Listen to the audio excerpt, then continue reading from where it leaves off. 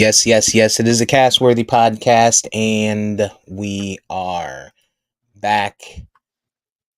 Two-thirds of us, at least, for the time being. I am Big Steve, aka Last of a Dying Breed, on the X Machine, joined today by VP, the Patriotic, no longer the VP of Research. And it's Sunday, July 28th. It's all about the USA right now. And so that's why VP is the Patriotic. Spotify, I'm sorry, Castworthy Podcast. Where can you find us? Spotify. You can find us on YouTube. You can find us on Instagram. You can find us on Facebook. You can find us on X. You can find us on iHeartRadio. Those are your biggest platforms. And then as it trickles down, you can find us on some of the smaller things like Spreaker and a lot of other podcast platforms. But the major ones that are in your phone today most likely are Spotify and Apple Podcasts, and of course, YouTube. So those are for content. Like, follow, comment, and understand that this is all for show. Some of the information that we say here may or may not be accurate. Do the research you need to do to, to ensure that the information that you get is accurate, and it is in entertainment purposes. So sometimes there are things said that we may or may not agree with for entertainment value. That is the message. VP, what's going on, man? How was the week? I know you briefly linked up Tuesday evening for a little ad hoc pod. What up? It's been everything's been pretty cool, man. Pretty steady. Back to work.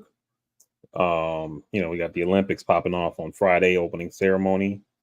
Watched some Olympics yesterday. Yeah, man. Watched some TV. Big Brother started, so just normal week, man. Yo, Normal week. What about you? they just be spitting out Big Brothers like it ain't nothing, They don't, what is it, like season 38 or some shit? No, it's only like season 27, I want to say, or something That's like that. still a lot. That's a Yeah, lot. I mean, Survivor's in the 40s because Survivor Oh, that's comes the one I on. was thinking. That's the one I was Yeah, thinking. Survivor comes on twice a year, whereas Big Brother only comes on in the summer. And Big Brother's count probably wouldn't even be that high. It's just that in those years where there's been like writer strikes and stuff like that, they'll do like a Big Brother like in January or something like that, and then that one finishes and they do it again at normal time frame, June, July time frame. So Do they always use the same house, or they have different houses? no, it's the same house because it's not even a house. It's a studio on CBS's lot in LA, in Hollywood. Oh, Yeah, so it's just a studio that they build out to look like a house or whatever, and mhm. but it's nothing that's really a house about it or whatever. So like even like when they're out in the backyard, the wall of the backyard is like next to CBS's. It might be shooting a movie next door or something like that. You know what I mean? Right.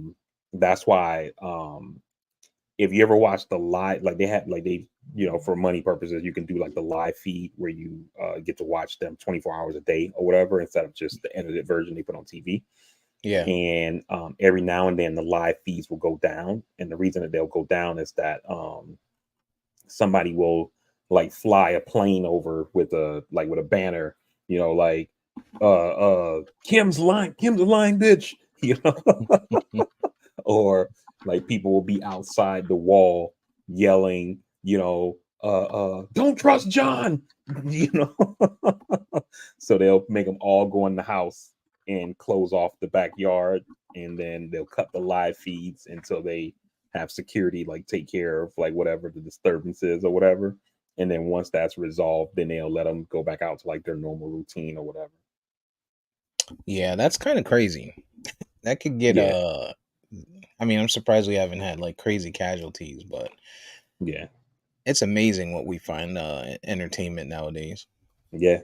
And I mean, and they have to deal with that only because for Big Brother, it's a live show, like the show is happening now as you're watching it. Whereas other shows are filmed, 6 months in advance, and you're just watching an edited version of it or whatever. Right. But for them, the show was happening as you're watching it or whatever. So You know, That's crazy. So when they're using it, do they or when they're on the show, do they have access to like social media and stuff? Like can they no, tweet and no? they Okay. they cut them off. No social media, no phone. The only contact they have with the outside world is the person who wins head of household. They usually get a letter from home, but the letter is they can't like tell them about anything. It's just like, hey, we miss you so much. We know that you're fighting hard and you're such a great person, and all like shit like that. But like no, like news. You know what I mean? Like they do with the circle and shit. Yeah. One of those. That might be a little more entertaining to me than Survivor. I might have to check that out. And I How mean, many this season just this is it season in? just started. This season just started. The only thing with Big Brother, I'll tell you, like if you decide to watch it, Big Brother's more of a commitment than other reality shows, only because other shows only come on once a week. Big Brother comes on 3 times a week because it's a live show. So like it comes on Sunday, Wednesday, and Thursday. So on Sunday, you see like the aftermath of the last eviction that took place on Thursday, Mm-hmm. and then you get the HOH competition, and then the nominees for who's going to get put up to be potentially be voted out this week.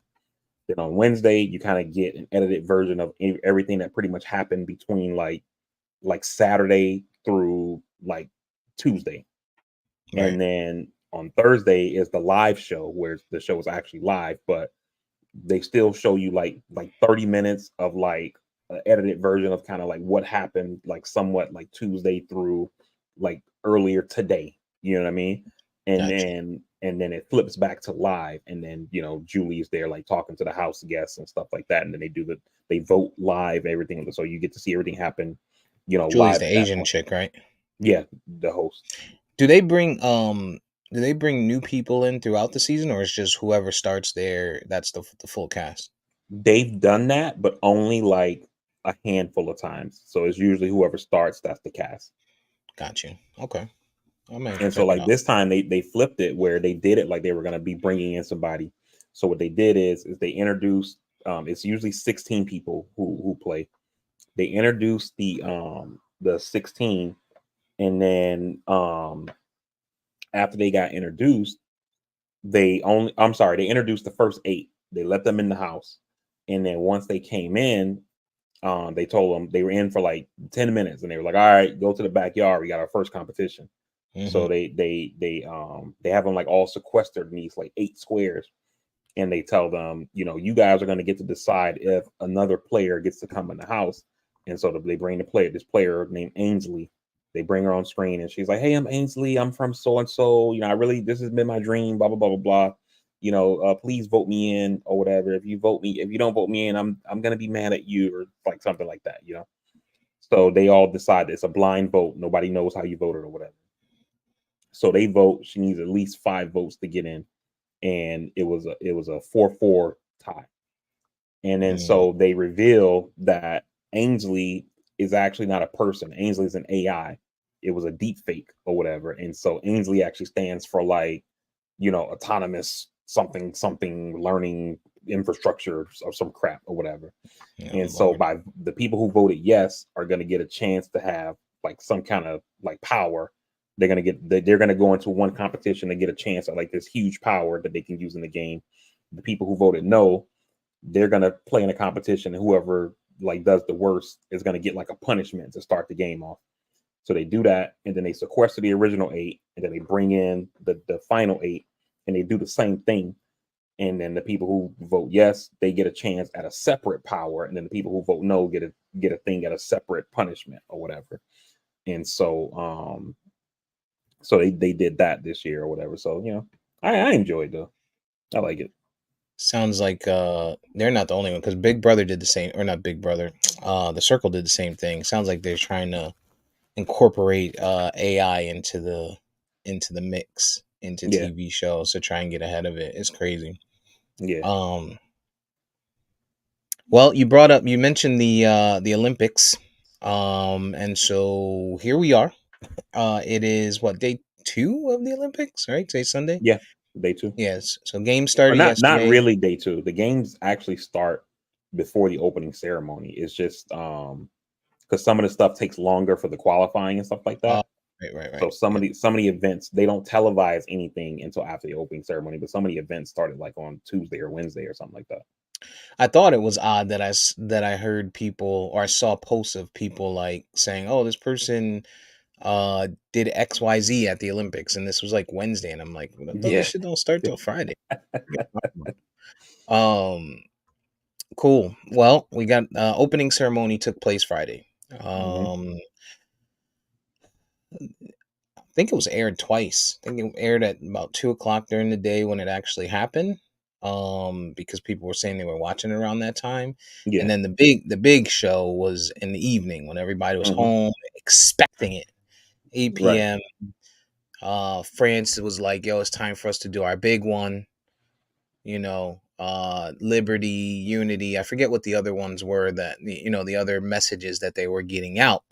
Yeah. Um and France is a very uh, fashionable place, Mhm. very fashion forward, very progressive, and so they've been in the news. We're not in the news. I wouldn't call it the news. I guess it is kind of the news. Social media. I guess that is the new news for the opening ceremony. As Yeah. part of the opening ceremony, there was a bridge with a group of individuals that were part of the LGBTQ plus community, Mhm.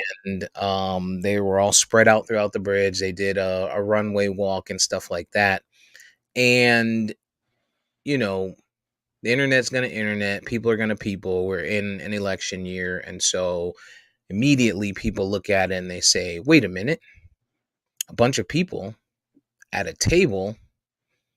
Oh, they're coming for Christianity." Yeah. This is they're depicting the Last Supper and saying that they're making fun of it. They're ridiculing us as Christians, and they're playing games with our God. So that's been going on for the last couple of days since the opening As if ceremony. they're not Christians in France. So I'll ask you, what is your take on this? I've seen some of the outrage over that whole depiction of the Last Supper, as well as what happened like right after that, which was the like the runway thing showing off like France's. I don't know if it's considered the fashion capital or one of the fashion capitals of the world or Hmm. whatever. They do Fashion Week there every single year, so Yeah, it's not abnormal for you to see that there. right. And so they had the people walking on that bridge like as a catwalk, and you saw people, white, black, Hispanic, Asian, gay, straight, trans, because they're saying like, yo, we're an open society, you know what I mean? We accept Hmm. everybody. The thing that I thought about the outrage, especially coming from over here, I thought it was uniquely American, right? And what I mean by that is that whenever there's an Olympic ceremony, the country is they're essentially showcasing their country, right? This is our culture, this is our history, and things like that. And it's kind of like introducing the country to the world, you know what I mean? Hmm. And for people in America to be like, why would they show this or whatever? You know what I mean? It's like we're saying you shouldn't you shouldn't show things that we don't consider to be a part of our values. You know what I mean? And Hmm. it's just and it kind of just takes you back to the arguments that we have here when we talk about the culture wars, right? Whether we're talking about abortion, LGBTQ issues, or whatever, where it's a group of people saying I believe X and therefore Y can't be shown, discussed, or have any kind of like awareness in public spaces or whatever. You know what I mean? Hmm. So Hmm. it was insane to me, man. Like this is them, this is their, this is what they this is their culture or whatever, and they're celebrating their country. I don't understand why people have a big problem with it or whatever. If you did, don't watch. I have a couple of takes. Take one. Um, Immediately people go to the negativity. Hmm. Nobody highlights the fact that they're talking about liberty and unity in the time where the world is in chaos, right? I mean, forget about our country. Like USA, take yourself out of it for a minute, right? We don't have to be the front of everything. We don't have to be the center of attention for everything. You know, the world is in chaos right now. The highlight, I mean, they made it really clear that it was liberty, it was unity. It is a fashion Diversity, stuff like that. diversity. I can't remember all the different words, but that was the theme. It was, hey, let's get together, let's pull it together. All these countries are on the same stage, represent, or all these athletes are representing their country on the same stage. Like let's do it, right? And that's what I took from it. And I was like, that's pretty dope. Then I see the fashion piece, which is it's a France staple. That's like saying, hey, when if the Olympics are in Italy, don't say anything about art, or don't say anything about pasta, don't talk about the food, or you know what I mean. Or when it Right. comes to America, we can't highlight anything that's American. Like, it just, the fashion week happens in France every single year. They're known for, the fashion icons that have come from there. They set stages, they do runways, so it made sense, right? And Hmm. part of of fashion, a lot of fashion starts with the LGBTQ plus community, regardless of Hmm. what people want to think, right? Like, and so a lot of them are also, it's not like back in the day. You don't just have little skinny white girls walking around being your models anymore. Now you got Right. black women, you got black people, men and women. You got black, lesbians, you got black gays, you got black trans, you got everything, and white, and every other, right? And you have to accept that that's the culture, for, to your point, to that nation. But my other piece is, a lot of, in America, where you saw that was, oh, they're making fun of our Christianity. Why do the LGBTQ plus want to attack our Christianity, blah blah blah, right? Hmm. um and it seemed to be pretty heavily, not to make it political, but it is political, coming from the right wing, right? From the Hmm. right side of things. People that support Trump and Republicans and stuff like that. Those are your Christians, right? Those are your diehard Christian, allegedly. And so, in that, when I look at that, when I look at the two pictures, you have to use your imagination to see the Last Supper. Someone had to come up with that. If someone doesn't come up and point out, hey, this looks like the Last Supper, the naked eye, everyone watching it, doesn't think Last Supper. This was because I somebody didn't put it think that. in. Right. It doesn't look like it at all. They're not, they did a lot. They did the most to try and put the picture side by side. But my thing is, after someone shows that to you and you're like, I could see, Hmm. how that represents the Last Supper, but you can't see how Trump saying that all the Mexicans in America are bad could be racist. No, I can't see that. What do you mean? Like, that's the thing for me. You can't see that he's making comments about dictatorship. You can't see when he tells you, hey, in 4 years, you won't have to vote again. Just vote this time. You can't see Right. the direction that he wants to go. You can't see that when someone points it out to you, but someone shows you a picture and says, hey, you see how that looks like the Last Supper and how they're making fun of our religion? You immediately are like, you know what? You're right. It's the gays. They're attacking Yeah. religion. Like there aren't gay religious people. Like, let's call it what it is. Gays can't believe in God. Like, that's basically what I'm getting from this, and it's just out of control, man. Like, man, we're in a fucked up place, and it's only America.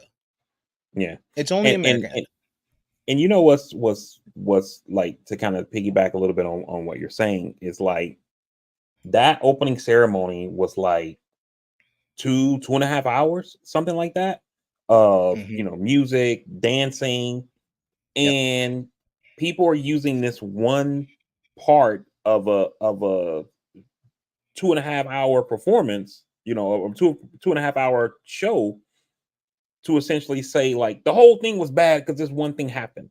Lady Gaga performed. I didn't even know she spoke French. She sang a song completely in French. I don't know what the hell she was saying, but it sounded good. Um, they had some French artist. I never heard of her, but they said she's like a huge pop star in France, a black chick, and I'm like, wow, a huge, like, they're a huge pop star that apparently she's huge over there and she's black. Like, wow, like that's what's up. France is not like a black country or what, you know what I mean? So that's amazing. They had some rapper, he performed in French. I thought like Saw the that too. beat was like dope as hell, but Yeah. this dude had no stage presence. Yeah, I didn't know what the fuck he was saying either. He looked like he looked like a villain. He looked Yeah, like a villain from Marvel. It was yeah. crazy. I was like, I probably need to hear that song on the radio or something because yeah, I wasn't feeling it, but I like the beat though. The beat was dope. Snoop was jamming out to it, so if it's a Let me hit, it's ask a you a hit. question. If all of those models that were walking that runway Mhm. were straight men and women, would there be a problem with that picture? No, there wouldn't be. There wouldn't be. And you know what we probably be talking about if it was the hypothetical that you put forward, we'd be talking about the end of the games where Celine Dion performs. Celine Dion, who's like an international star, Mhm. comes out. She's dealing with some kind of brain issue the last couple years. I don't know exactly what it is, but like something neurologically is happening with her. Mhm. She comes out. I don't know if you saw it or not. I mean, that I amazing did. I performance. know. Whole thing was in French. I don't know what she was saying, but it sounded beautiful. You know what I Mhm. mean? And And and she looked so good for knowing that she's going yeah, through. yeah. So for somebody to be going through all of that, have that type of outstanding performance, that would have been the highlight of the show. Should have been the highlight of the show. But instead, we're talking about this thing that if you squint your eyes and turn your head sideways, it looks like the Last Supper. So let's turn on the outrage machine. Or they would have highlight the fact that they paid homage. That would have been the other side of it. They'd be like, Mhm. "Oh, do you see this? It looks like the Last Supper. Oh, it's all about," that they would have went the other direction, but because they saw, a bunch of gays and trans individuals and, fat people and stuff, they got to they got to make it a joke and make it, negative, which is crazy to me. It's Yeah, just absolutely fucking crazy. and for me, I love the Olympics, so I watch the opening ceremonies and stuff like that. And usually they all go into the stadium and then the opening ceremony is happening it's almost like a ballet on the floor of the stadium. Yeah. And France was like, no, like let's show off our city. We got this river that goes through the whole city, so we're gonna make them go on boats. And you get to see Notre Dame, you get to see the Louvre, you get to pass by Versailles, all these like huge, it ends at the Eiffel Tower, all Eiffel these Tower, huge yeah. things that we know about France or whatever. They pulled that off. Even and it was raining, and it was like it didn't even seem to have an effect, the rain. And we're talking about this one small portion of a 2+ hour show that, again, I didn't even get any. I don't even know if the thing was about the Last Supper. It's just Right. that's what I've heard about it. You know what I mean? That thing could have totally just been, referencing something that happened in France in 1837 or something like that, and everybody Last Supper. Yeah. You know? I was focused, yeah, exactly. I was focused on the yachts. There was some dope ass yachts that they were on, those little the mini yachts and the larger ones. Yeah, It was cool seeing the Americans and seeing like, LeBron and Coco Golf and all of them around each other, Devin Booker and everybody yeah, kind of just chilling. That was kind of fire.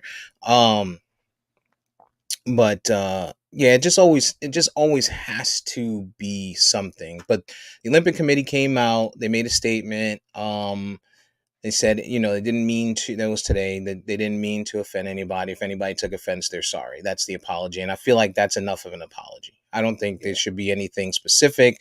I don't think they should say, hey, we're sorry to the Christians out there. Like they can't be Christian because they put together something that you find offensive. Like right. I think, they did it. I don't think they should have had to, and they've done it. And I think people just need to let it go, but they'll continue to let it. They'll continue to, people are like, oh, should we boycott the Olympics? Get the fuck out of here. Get Yeah, the fuck out. How about this? When's the last time you've been to church for you to be this angry? yeah. And this is what's crazy, right? Is that the next But day, yes, mm, go ahead. Go ahead. yesterday, Say NBC put something out bad. the numbers saying that this was their highest, the most viewed opening ceremony in 12 years. So apparently, people like what they saw. You know They what stuck I'm around. saying? Stuck around. So Yeah. what are we talking about here? They do things different over there. Like I remember John Oliver was talking about he had showed on his show, he would show this news report when 50 Shades of Grey came out. Because over here, I think we rated it. It wasn't even rated R. It was the one that's like above R, but like can be like in movie theaters or whatever. Yeah. And like in France, I think they rated it G, or like whichever one is the one before. I don't know if it's G or PG or whatever, but it was like rated like the one before R, because over there they're like, what are we talking about? they're more like forward leaning on stuff like that. You know what I mean? Titties So and shit out. yeah. It's crazy. But the Americans got their first gold medal last night. Swimming. And actually, the first U.S. medal was also a swimming medal, and I'm sorry, it was diving medal. It was synchronized diving, Yep. Silver. and it was Bacon and Cook. Cook and Bacon. Yep. It was Cook and Bacon. Bacon and Cook. I'm like, yo, y'all got to reverse the names, yo. Come on, now, what are we doing here? Yeah. Sarah, I think it's Sarah Bacon and it's Tori Cook or something like that. Cassidy Cook. Or Cassidy. Okay. Yeah, Cassidy Cook, Sarah Bacon. Cassidy Cook is giant. Sarah Yo, Bacon. how old do you think Sarah Bacon is? I know how old she is because I have it in front of me. But am Oh, I okay. looking at her? I'm looking at her pictures. She looks like she's my age, dog. Yo, we were She, talking last she night. We watched it, and they said, this is her fourth. This was her fourth attempt trying to make the Olympic team, and she finally made it. And so my wife looked and was like, "How old is she?" or whatever. I was like, she looked like she probably early 40s. And I was like, let me look. I looked it or up or or whatever, late and 40s. I was like, ooh. Yeah, she she definitely aging like unpasteurized milk. Man. It's just not good. But Cassidy though, Yeah. um, Cassidy on the other hand is all right. Cassidy, let's see, how old is she? Cassidy is 29. And Mm, Sarah Bacon is 27.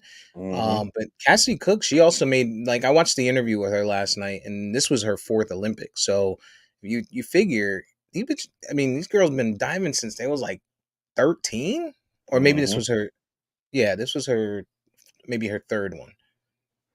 So since she was about 17, Yeah. um, but she all right. And Sarah Bacon shot her shot at Anthony Edwards last night too. They did this little thing where it was like, who's the celebrity that you want to most want to meet, blah blah blah, that's here at the Olympics, and she put Ant Edwards, and then Cassie Cook tried to play wing woman and was like, oh, she wants to meet him too, like you know, definitely took her shot. Oh Um, man. hmm So hmm are you trying to tell me that if you put the most elite physical specimens in one place at the same time, they might mate? They probably should mate. Like if I was They do. an They do. Because I remember when remember the lady from the I want to say it was the one that was in London. I think that was 2016. Might have been 2012. I don't remember. But it was one of the one that was in, no, I'm sorry, the one that was in China. Um no, that was 08. Whatever. Anyway, it was this lady on the swim team. Like she was in her 30s or whatever. I think her name was Dana something. And I yeah. saw her on the Daily Show, and they asked her like, what's different for you, like this Olympics versus like, when you like your first Olympics or whatever. And Getting her she was like, backbone. one thing is like, she was like she was like, I guess I'm more mature now, I'm a mom, blah blah blah. She was like, the thing that was like, I found that was somewhat, it was funny and weird. She was like, she remembers she was in her room or whatever, and one of her teammates, she didn't say the name, she was like, but a girl on the team came and knocked on the door and was like, hey, Dana, I'm sorry, do you have any condoms? She was like, That's crazy. that's actually where I get that little joke from. And John Stewart was like, wait a minute, so you telling me if you put the most elite specimens in one place at the same time, they'll mate? They should, and they should try to reproduce. Like if I could put my DNA, think about it. If I'm an Olympic athlete and I can put my DNA with another Olympic athlete, we might create a super Olympic athlete. We could create the next LeBron James or the next Michael Phelps or some shit. Like Yeah. I would definitely be considering that. But Real quick, Steve, before you move us off, did you see the video I posted yesterday with Halliburton? Yeah. Yeah. Yo, that shit had me dying laughing. It just goes to show. LeBron, Steph. Yeah, That's probably one of the trainers. that's a little yeah, that's a little painful, man. He's just a He's on the spar guy. He's probably on the scout team. The water, yeah, he carries water. But I guess I mean it's in France, and Americans are saying that they're poor because of Biden. So I have to assume that there's not a lot of Americans over there right now. So I guess. so they probably see Halliburton and they like, who is this guy? You know what I mean? Right. He's not a household face or name until this year for the most part, even in the NBA. So and the medal count real quick, Steve, is Australia's in the lead with 3 gold. The US has the most medals overall, but they usually do like the count in terms of like first, second, third, etc. based on gold.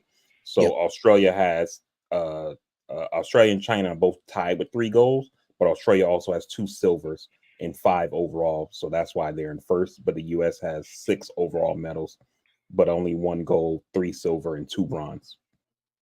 So the US, I had looked at it. I want to say it was Thursday. I was looking at odds, and they had the US projected for 129 total medals, and they had the US projected for 39 gold medals. Would you say over or under those numbers? I think it's going to be over. I don't even think it's that many events. For 139 medals, I don't even think it's that many events. For the US to win 139 medals, I mean, China usually wins a good clip, you know. So I don't, that we be talking about like 600 events or something like that. I don't think there's that many events. What do you mean? Because I'm saying, so you figure the top 3 medal getters are usually the United States, China, and then like Russia, you know? Right. Mm-hmm. So if they project us to win 139 medals, I'm assuming China's going to probably win somewhere in the hundreds. Russia probably somewhere in the hundreds. So that would be almost 400 medals just for those 3 countries. On top of the other medals that other country, this other country might win 60 or what. Like, I don't think it's that many events to get you to that many medals. I'm going to do a quick Google search and see how many events they have this year. Well, remember, there's 3 medals per. So if they're saying 129 just total medals, that could be bronze, silver, or gold. They're saying only 39 gold. So they're saying they haven't projected for 39 gold total, but 129 total medals for bronze, silver, and gold. I got you. That makes sense. Let's see. But you would think we'll probably clean up in the normal stuff we clean up in, right? So track and field, some swimming stuff. Right. It's 32 sports overall, but each of those sports have multiple things, like you said, track and field. You got the 100, right. 200, hurdles. Same thing with swimming, 100 meters, 400 meters. You got the fucking. I was watching this morning the butterfly shit. I'm trying to catch all the swimming because Ash loves he swims every single day, so I'm gonna try and record all of them and just have him watch them because he likes watching that shit, and then see if we get him into like some swimming classes and shit over here. Okay. To make him get him on a team or some shit. But yeah, I've been watching it. I'm excited. And the first men's basketball game is today, right? Mm-hmm. Is it 11 a.m. or 11 p.m.?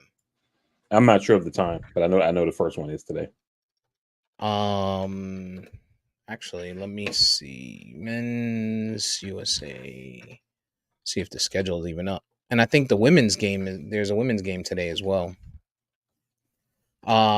But men's US basketball, how do you think they finish? I think we talked about this briefly, but we haven't gone into any great detail. I think the US men's team is good enough to medal. I don't think they're a lock for gold as in previous years. The team is old, they could be easily injured. It seems like LeBron's the only real dog they got, and he's 60. And Embiid is one play away from being out for the season. So is AD. KD's already hurt. Kawhi's already gone. Tatum seems to not be able to turn it on and off. So I just don't think that they're locked the way that they've been in previous years, man. But I think they should medal. Yeah, I think that I think they play Serbia today. Well, Actually, playing against Joker, huh? yeah, Or is he already. in Slovenia? It's all the same. He may not be at this. He may not be at this game, but One of well, the those game. Eastern Bloc countries. Yeah, the game was supposed to start about 15 minutes ago. So 11:15 Eastern Daytime. Oh, it's on Peacock. So if you have Oh, Peacock, okay. you should be able to watch it there. Um, I'm gonna try and log into it while I'm here. But I'm thinking, I hope that they gold. Like I hope they gold. If they don't gold, man, your boy LeBron is in for a long, long one. And I know they're gonna try and do the whole bail. He's gonna shoot him bail. Oh, he's 40, man, here 20, 39 years old. What do you expect? Like they're gonna, but he's in for a long one from the real actual LeBron haters out there. The team is good, but there's a lot of better teams. Like you said, you got the Joker that you got to worry about out there. I think the two biggest teams that I would be worried about if I'm USA is Canada and France. Canada has a lot of Americans on it. They've got what the heck is his name? SGA. They got SGA. They got Jamal Murray as playing for them. They've got Dylan Brooks over there, who's a dog. He's gonna, he may not be the greatest player, but he is a dog. He's gonna Mm-hmm. people and shit. So he's gonna play a major part. Um, and then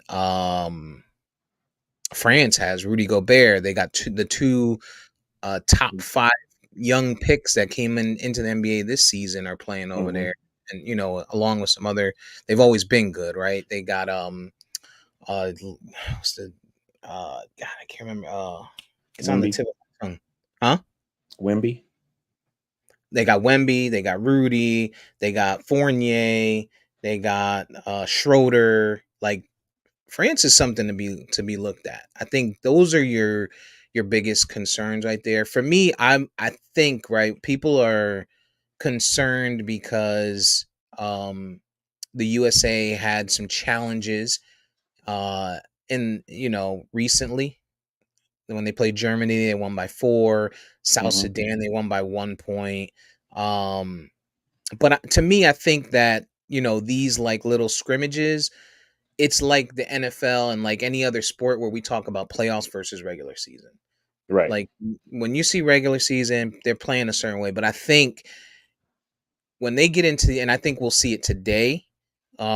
I think we'll see what the USA really can do. And I think if they want to shut up all the critics and make people like you that are thinking, hey, they can medal, but they can't gold, kind of shut the fuck up and not feel that way, they got to go out there and beat Serbia today by like 30, 35 Mm-hmm.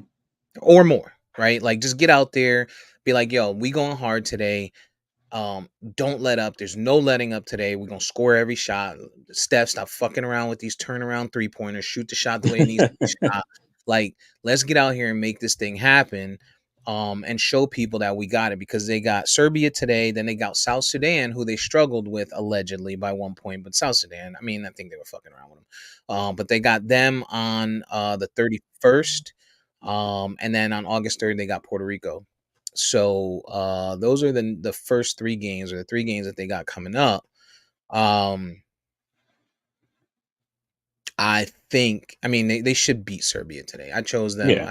I put They in a should be okay in those 3 games. And it might be like you said, where it's like, you kind of like it's like me, like even yesterday I was watching one of the swimming finals and they were talking about how one of the US girl, I think the girl who I think she got silver, I want to say.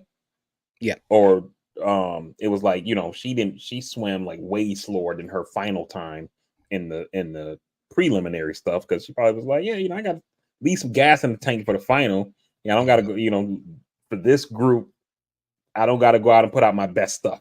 You know what I'm Right, saying?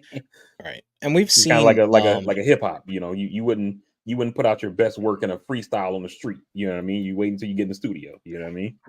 We've seen Michael Phelps do the same type of thing, Mm-hmm. where he takes his time, and then when it's go time is go time. So Right.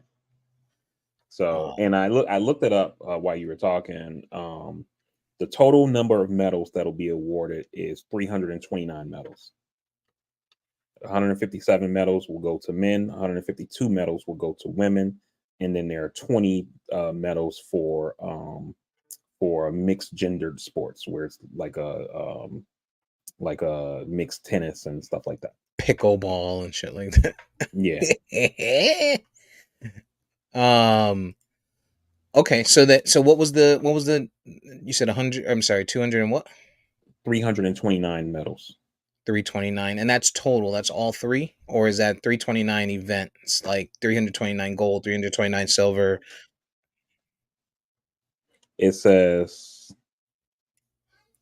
it says as the Paris Summit the games began, competing rosters are set. Athletes are preparing to answer one final question: who will win? At these Summer Olympics, there will be 329. No, there'll be 329 medal events, not medals. God damn it!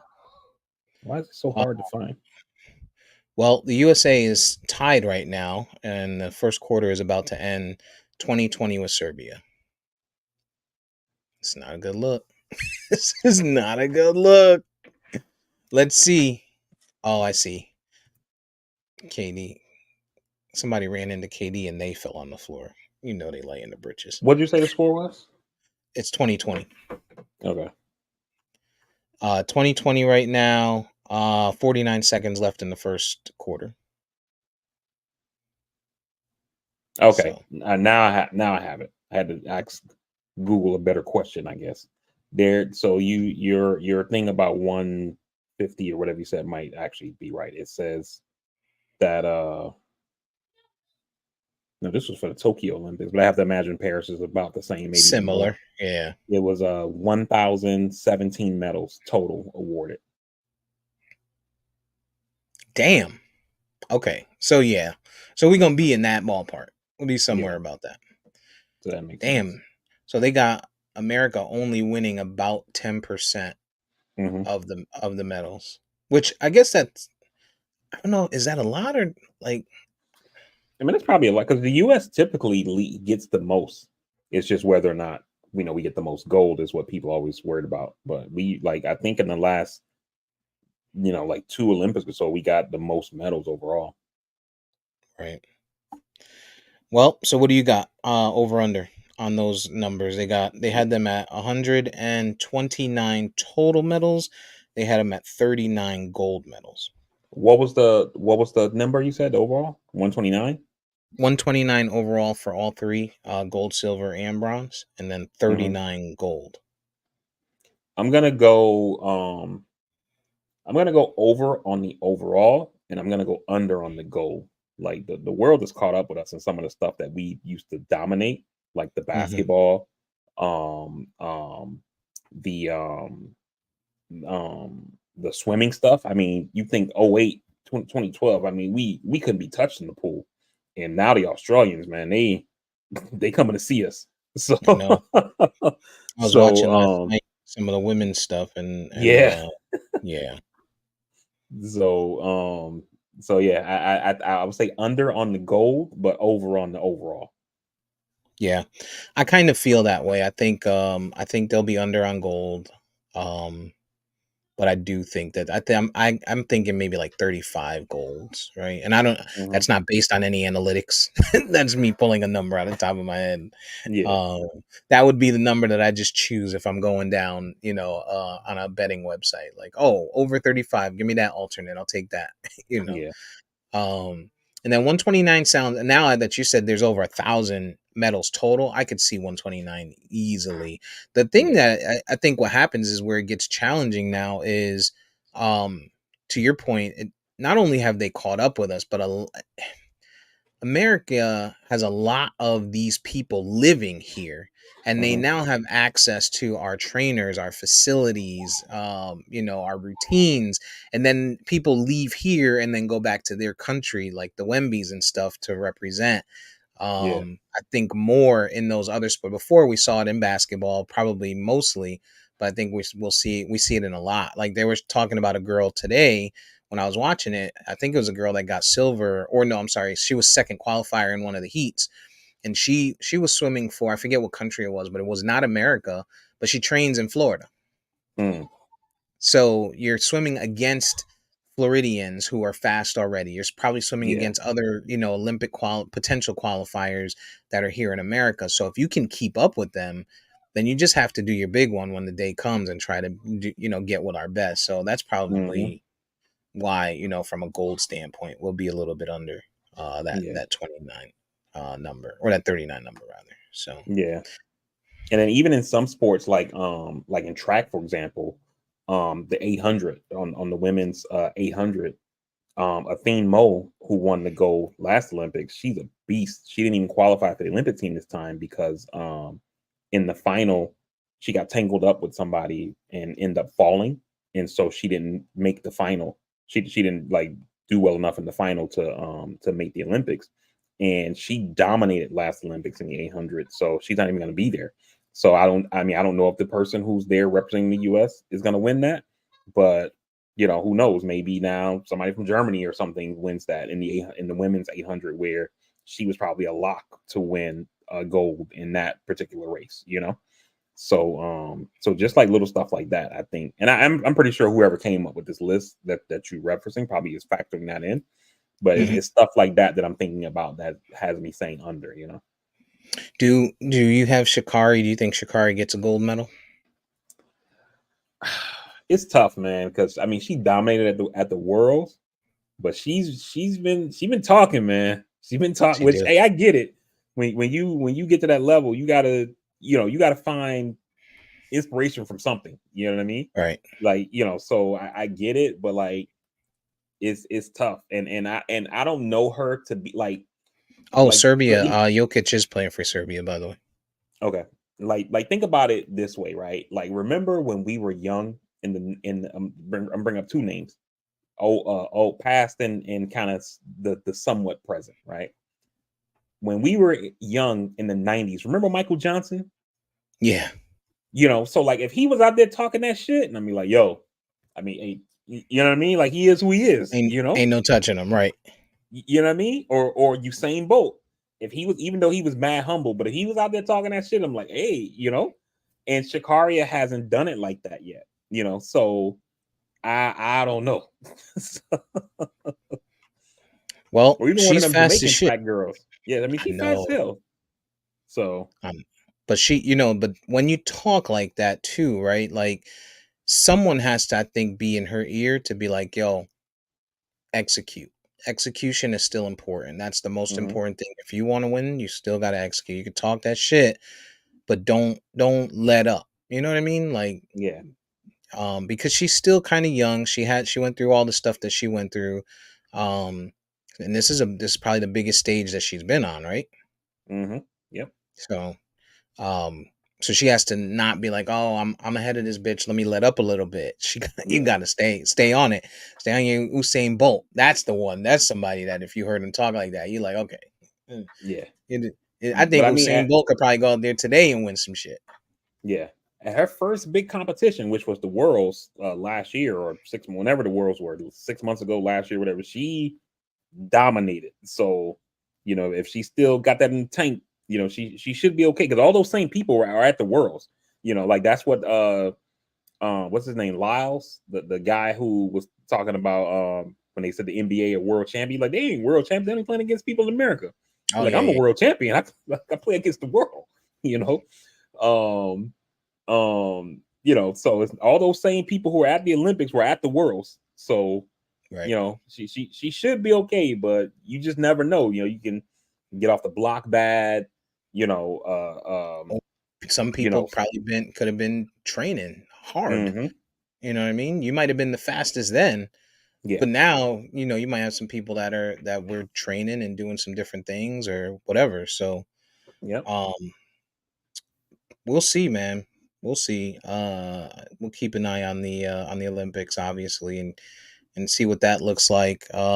Score update is 32-23 USA over Serbia right now. 8 minutes left in the second quarter. Looks like Okay. KD is doing what needs to be done for the most part right now. Bron was sitting down for a little bit. I don't know why. Probably because he's old. Uh, I mean, it is what it is, right? That's probably the answer. Yeah, which makes sense. And Jokic was sitting down too. So, but KD is leading with 11 points right now. Bron has 7. KD has 11. Bron has 7. Booker has 6. And Okay. then Ant Edwards 5, Steph Curry 3. Tatum has not gotten in the game at all yet. Halliburton has not gotten in the game at all yet. Everyone else has played. Hmm. So we'll see. Maybe Yeah. they'll be the closers. Get the old guys in early, and then keep the young legs, the Tatums and stuff for especially Halliburton. Let him close out. He's young. Yeah. Jokic currently has only 3 points. Hmm. He's played 7.5 minutes and no blocks, only 1 rebound. So Wow. yeah, they on his ass. But he's also dealing with AD and Embiid. You know what I'm saying? Yeah. Like it's different when you have one or the other.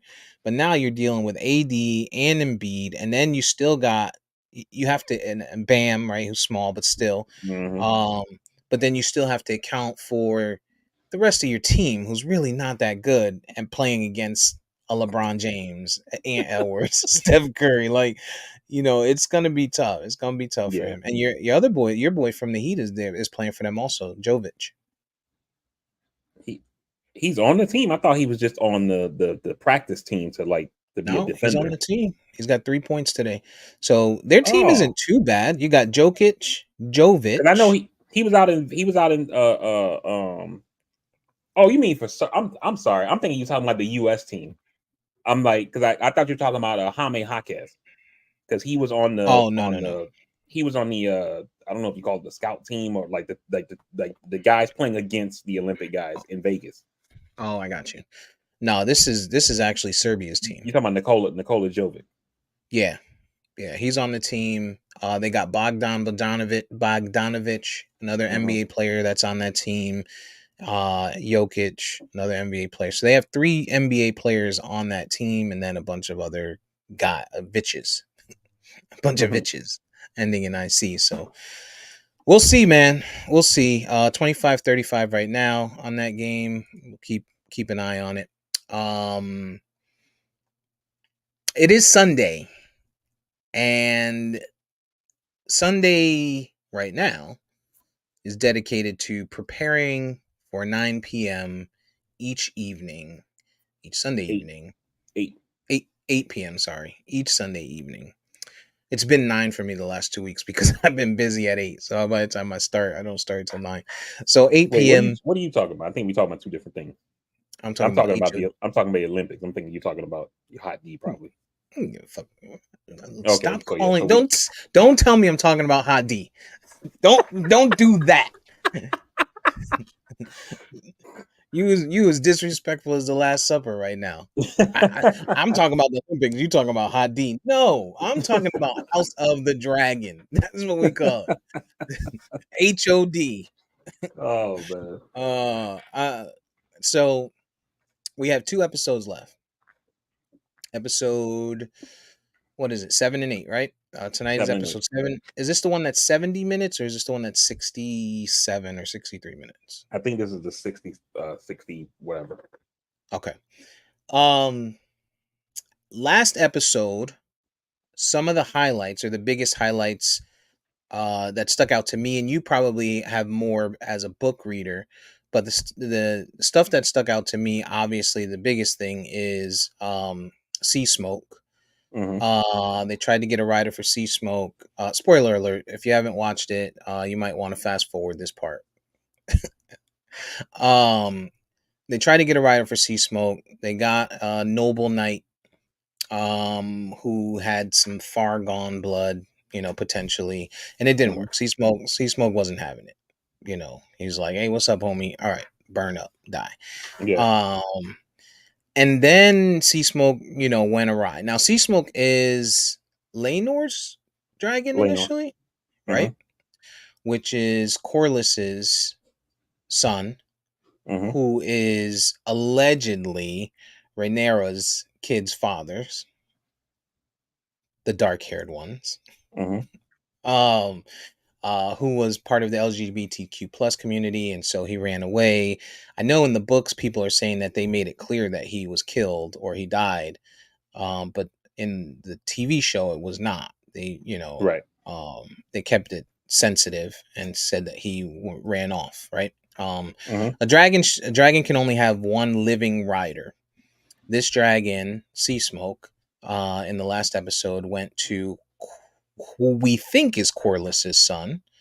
What's his name? Adam. I don't think Adam. Okay. Adam of Hall. And it appears that he is choosing him as a rider, and then we know by the previews basically that that's what's happening.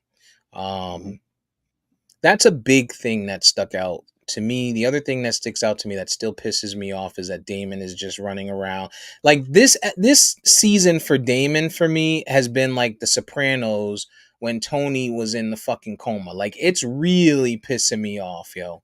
Like they are really making me mad. Like this dude's I don't know what.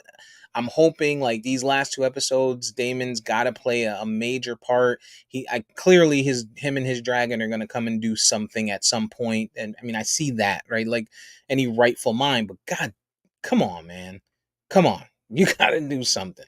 So there's a lot of questions around Sea Smoke, the dragon, and everything else that goes on. What are your takeaways so far to this point of So Hot D? the the last episode 6, a lot of the episode we are off book. Uh-oh. He's on his phone. Yeah. It's fine. Welcome to the show, EJ, ladies and gentlemen. I gave up. You ain't got headphones? Yeah, they shouldn't. Put your headphones in. Go ahead, But VP. We're talking about VP's talking about Hot D. I was talking about House of the Dragon. So a lot of episode 6 we are off books. This is like show only stuff. Some of the main points, like thank goodness. Like Sea Smoke killing Sir Stefan Darkland. That's something from the books. Adam of Hall riding Sea Smoke. That's also from the books, Okay.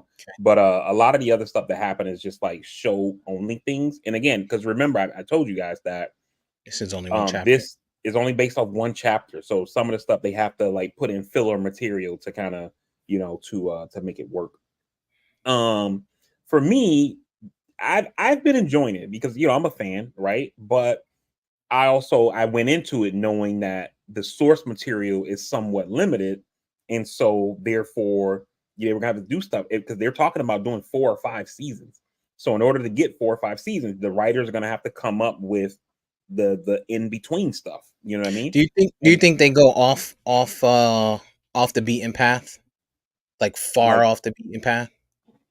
I don't think they go far off, but I mean I think it's like one of those things of like it's like I heard George R. R. Martin say this one time, and he said this about himself and anybody who writes books or whatever. He said typically when you are writing, you know how the story begins and you already know how it ends, and it's just getting there. It's doing the middle. And so some authors tell their story in one book for the Song of Ice and Fire, which is what the actual title of the Game of Thrones. The first book is called Game of Thrones. The whole series is called A Song of Ice and Fire. Is actually 7 books. So I think it's one of those things of like they know how this story starts with Viserys becoming king, the whole issue with the succession, and we know how it ends. We have the broad strokes, but now we gotta. This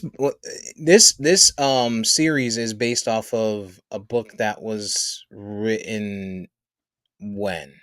I was trying to look that up, and I thought it was 2022. Yeah, it was. So what happened is that in the original series, there've been 5 books.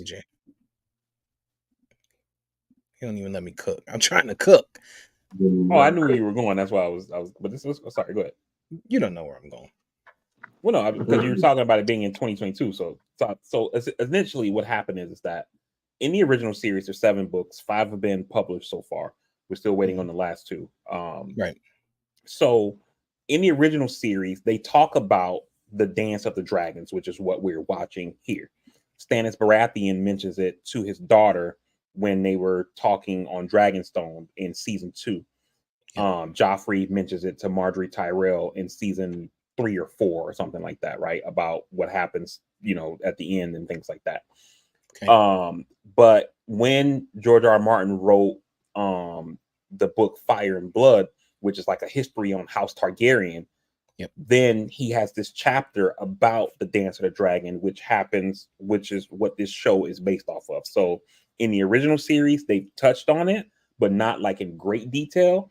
And then in this book, he fleshes it out. So in this book, right? This was written 2022. Joffrey mentions, not in this book, but Joffrey mentions previously that this is how this is what happens to Rhaenyra, right? Without going into it for anyone that may not know. Do we think George R. R. Martin only wrote that into Fire and Blood because that's what was said by Joffrey? No, that was revealed in the original book series. Okay. So, because I'm wondering, like, do they go off of the beaten path? Because now, right, like, if people already know how this is going to end, sure, you're going to watch it for the cinema.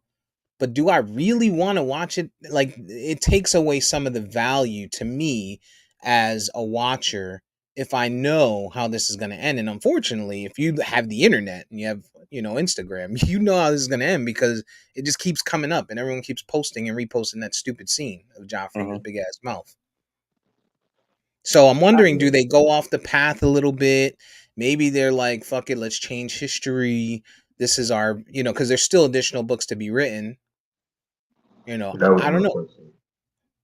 Am I coming from the headphones or just? No, you're still coming from probably every wall in your background. Just changing on the whatchamacallit, on the settings on that, on StreamYard. Yeah, I mean, I get what you're saying. For me, it will still be entertaining to me. I think that what they probably hope is that even if people know how it ends, that cinematically you make it still look good, to where people are like, "Yo, this was like dope as hell." You know what I'm saying? Mm-hmm. Like, I knew the Red Wedding was coming, and then I was like seeing it was like, "Yo," like I told you, I've seen every episode of Game of Thrones at least twice. And that episode, I've only seen it once because I just couldn't watch it again. Like, it was just, so 36-43, USA's up. Okay. So, yeah. So when I say that, like, I doubt they are, but it would be nice if they did, switch it up and just say, fuck y'all book readers. We're going to do something for TV. And you have your book version and you have your because you could do that. You could be like, hey, you got your TV version, you got your book version, and it's a little different, right? In the end, we still see 300 years later what really, what came of it. But I don't know. I doubt that they're going to do that. To me, go ahead. No, I was going to just say one thing I think that the shows don't get done, that they don't do well, is in the books. This is why a lot of people who read the books didn't like season 5, is that there's a lot of things that are happening in the books, like where fans have all these theories about what's going on behind the scenes, and the show doesn't do a good job of like highlighting any of that stuff. And I don't necessarily mean like they have to pay homage to fan theories, but I feel like George R. R. Martin put these things in the book for a reason, right? And I think that's what makes Game of Thrones so good. So after the Dance of the Dragons, right, it's like the people come around and they think like, yo, we can't have this one house that is like the dragons are essentially like having nuclear weapons. You know what I'm saying? Like, everybody else just got men and swords and they got nukes. And so there's this thing in the books where we don't know that this happened, but it seems like there was some kind of conspiracy amongst the Maesters, because after the Dance of the dragons like stopped getting big for some reason. And so they think that they did something to them, like maybe in like what they were eating or something like that. Because there's that scene with Tywin saying like how the Targaryens had dragons that were as big as castles, and then the last one that died out was no bigger than a cat, you know. And so some people believe that the Maesters did that or whatever. You have this one lady from one of the minor houses who thinks that the Maesters are actually conspiring against the noble families, and she makes the points about that's why fans have this theory called the Maester conspiracy. And she talks about how the Maesters are the ones who give us our health care. They are the ones who teach our children. They write and read our letters. You know, they highlight this in the first book where when Ned leaves to go to King's Landing and he takes his household guard with him, Robb has to appoint new guards, but Maester Luwin comes and says, here's a list of like the potential people that can be the head of the guard. So it's like, did Robb choose the head of the guard, or did Maester Luwin do it? Because he gave him a list and Robb just picked somebody from that list. You know what I'm saying? So like, are these people loyal to Robb, or are they loyal to the Maester? We don't know. You know what I mean? And so the show doesn't really do a good job of like putting those behind the scenes things that people who are in the books are like, yo, I think such and such is going to happen because remember in book 2, this dude went here and he talked to this person and, you know, boop, boop, boop, boop, or whatever. You know what I mean? They just kind of focus on the main thing. What do you make of the rogue dragon flying around that they talked about in the last episode? Do they ever call that out in the book, or is this something? Yeah. So you already know what's going to happen with that. Mm-hmm. All right, then don't say shit. don't fuck it up, because I have my theories, but I'd rather talk to someone who hasn't read the book that knows what's going on. Okay, but I have my theories about that. I hope we see Daemon tonight. Like, I hope we see Daemon, and I mean more than just see him, like talking to a fucking witch and you know, having hallucinations. Like, I get that they got to put filler, but come on, man, find a way to fill it better. Pause. It's just, this is the guy that drew people. Like, I'm sorry, Rhaenyra didn't draw people to this show. Alicent didn't draw people to this show. You know, maybe Aemond a little bit. He's starting to become the baby Joffrey, you know, the Joffrey, the what's the one that cut the balls off? Stannis?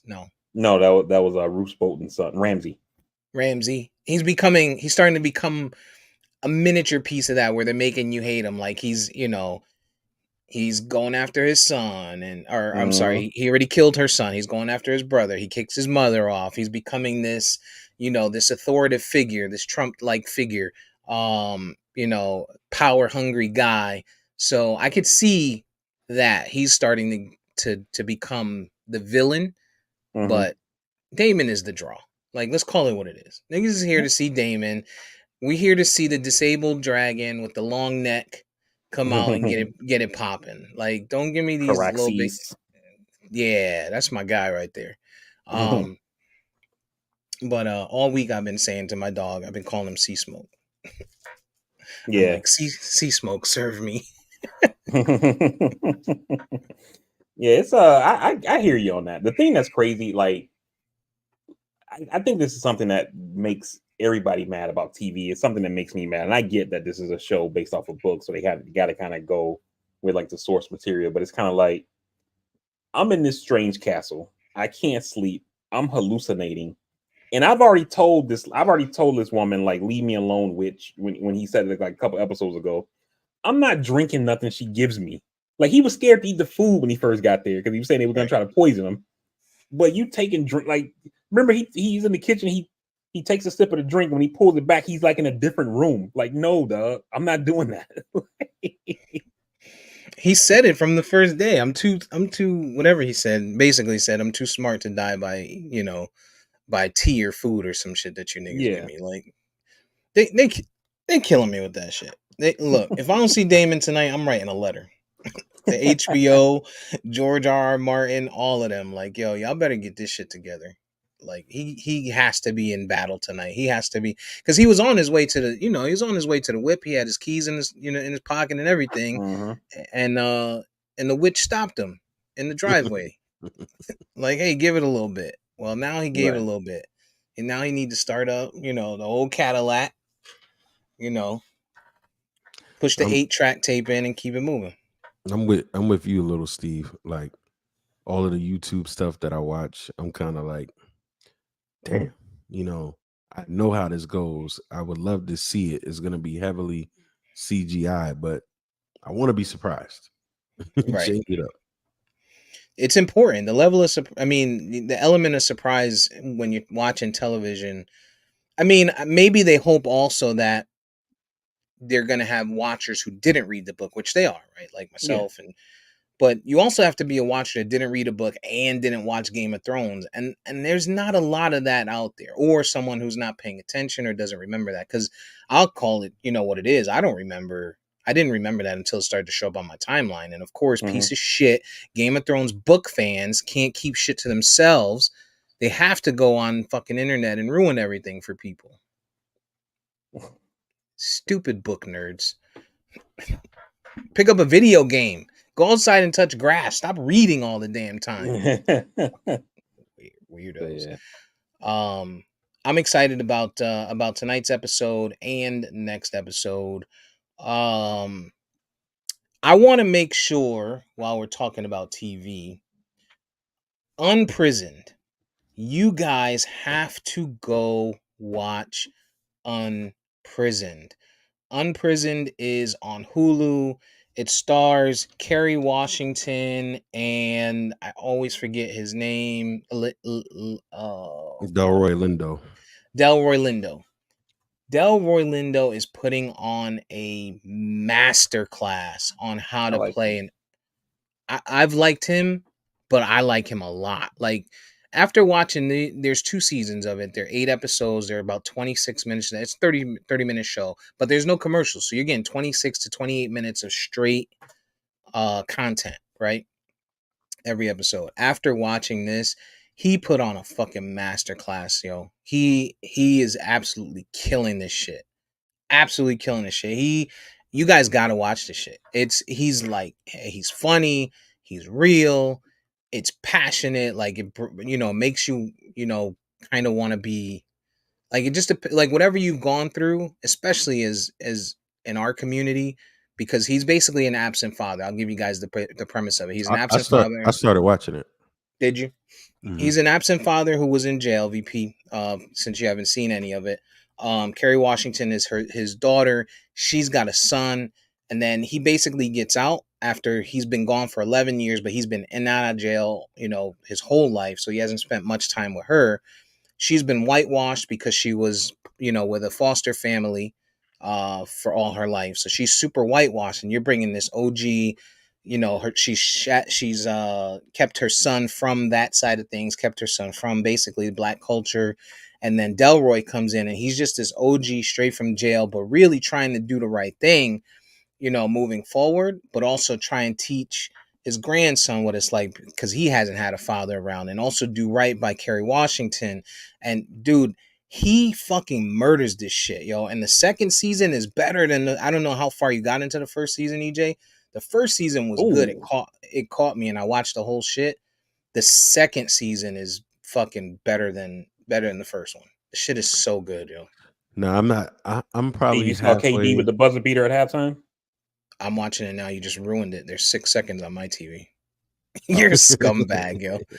See these fucking book readers. Went totally off script. I'm halfway through the first season, and I think the part that was getting me, Steve, that I was telling you was like, Kerry, she is playing this role phenomenally. That too.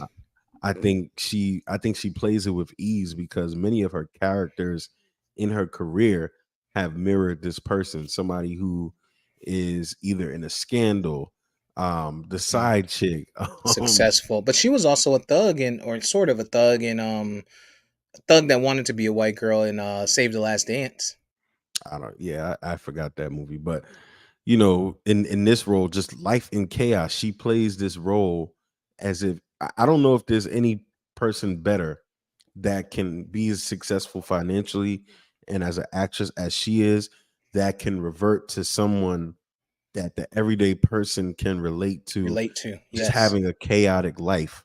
Like looking at her on screen and just having this chaotic life It's so believable. is so believable. And then dealing with the daddy issues and then just unpacking how, you know, all of the daddy issues she has just comes into her life now.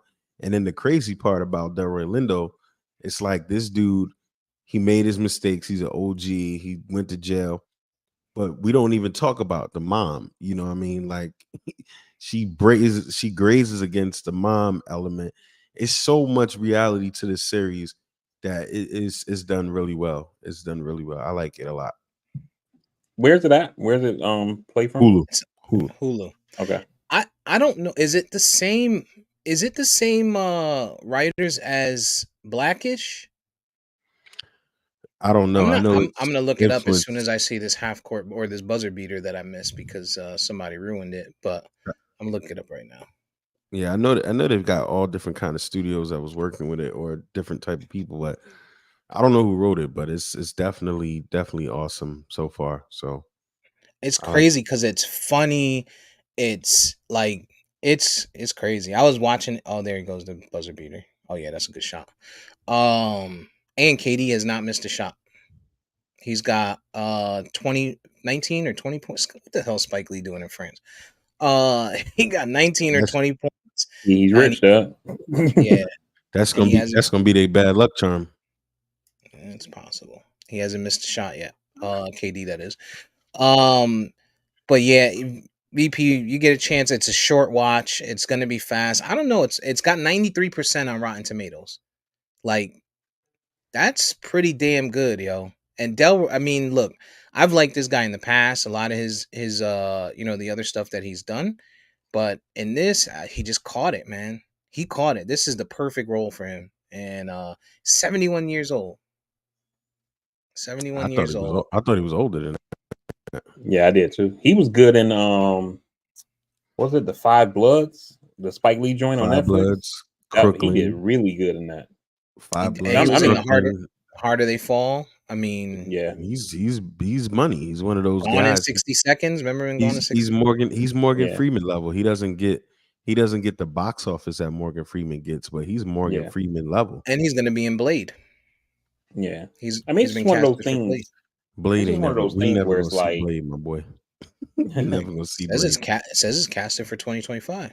Yeah, it's it's never coming just out. one of those things where like a lot of black actors, it's like, you know, there's room for like Meryl Streep and Julianne Moore and Julia Roberts. Julia Roberts, like you know, you could have like 10 different like older, like, you know, A-list, A+ list celebrities, and then 10 20 in the mid 30s your ScarJos and Sydney Sweeney's and people like that, right? But Mhm. for a lot of black actors, it's like it's Denzel and like Will Smith, and like that's it. You know, and then Morgan Freeman's like your old head. Morgan Freeman's like your Meryl Streep, you know, Mhm. and Denzel and Will Smith are like your Julia Roberts level, and then it's Mhm. like Kerry Washington, and then that's it. You know what I mean? And then you Yeah. know, so or not. I mean, for the women's side, I mean, but for Do you wonder, VP, to your point? I kind of was wondering this the other day, because looking at black cinema over the years, right? You had the black exploitation era where you had the Pam Griers, the Jim Browns, the Black Caesar. I can't think of his name right now. The Eartha Kitts, all of these people, right? And we had a booming black film system where you could only see these black stars from black movies. Then we transitioned. We started to get bigger stars like the Martins, Damon Wayans. The Wayans family had a run, and they were producing their own stuff. Like Keenan was making Glimmerman and all of these other joints, and had stuff to do with the Last Boy Scout. Now we're here where we are with more money, more prominence, more wealth to go around, and it's kind of like, to your point, we don't have a large space for black actors because the studios aren't buying in. Kevin Hart is a major person now, and they make these films that cross over both communities. But it's like if we as a people kind of had something of our own where we would support our own and only our own very strongly, could we make a lane where we had just, films that, that were towards us, that we came out in droves, kind of like what Tyler Perry's doing, but like more inclusive. You know what I mean? I Yeah. just was wondering that, because it's like, that's 45 years worth of films where the blaxploitation stuff, we had a lane, and it's like somehow we kind of got off from that, where it's only like 10 plus actors, like you said. You know what I mean? Yeah. I kind of just I mean, wonder. I think it's one of those things where I think the studios play a large role in it, right? Because it's like, one, like I remember I saw an interview with Spike Lee, who we just mentioned at the Olympics or whatever. He was talking about when he did Inside Man, right? And Spike Lee is a huge director, so he's got a huge name on his own. This film stars Denzel Washington, Jodie Foster, and Clive Owen, who all are huge stars on their own. Mhm, And he couldn't get money to make it originally, mhm, and mhm. so I think that's part of the problem right there. It's just from the jump, there seems to be like some kind of hesitation from the studios when like Black people are involved. You know what I mean? And even you look at Marvel, right? I mean, Marvel movies going out doing $1 billion a pop, and part of the reason why you don't see Black Panther as such a bigger part of the Infinity War movie is because they didn't know how successful it was going to be. So it's like, oh yeah, we're gonna give it a budget, but yeah, it's a Black movie, so yeah. And even when it was successful, it took years upon years to get another. Yeah. Nah, So- you're Yeah, right. I think your internet's racist, EJ. It was So you fine came until we in- started talking yeah. about Black people. Start talking about Black stuff, it just started acting up. EJ internet is called Sea Smoke. Racist ass internet. Nah, I think I you're just right. sent you. I just in the chat. I just put a scene from Unprisoned, with one of the co-stars, Brenda Strong. Mm. She plays Delroy Lindo's like old school girlfriend joint from back in the day. And when you look at the scene, believe it or not, she's 64 years old. Yo, she's fire. Oh, She's fire. you sure this is from the movie? That's from the show. Oh, okay. I clicked play. I just saw. Mhm. You saw the show, and then you see Mm. Kerry Washington pop up. If you let it finish, stop rewinding the shit, you'll see Kerry Washington at the end. My man can't get past the scene. So while you're watching that, definitely watch it. If for anyone who hasn't had a chance to watch Unprisoned, watch Unprisoned. It's great. I hope that there's more seasons of it. I think I have one episode left in this last season. Dude, there's like in this second season, I'm not ruining anything, but there's a point where the grandson starts to connect with his dad, and it's just like this shit is so good, yo. The writing is so good on this fucking show, man. It is so good. So hopefully they continue it. I look forward to watching more of it, and maybe they'll move it. I mean, Hulu's owning it, but this is probably the best show that I've seen on Hulu in a long time. Well, Hulu has The Bear, which was I started that too. Yeah, that was a very good show last season.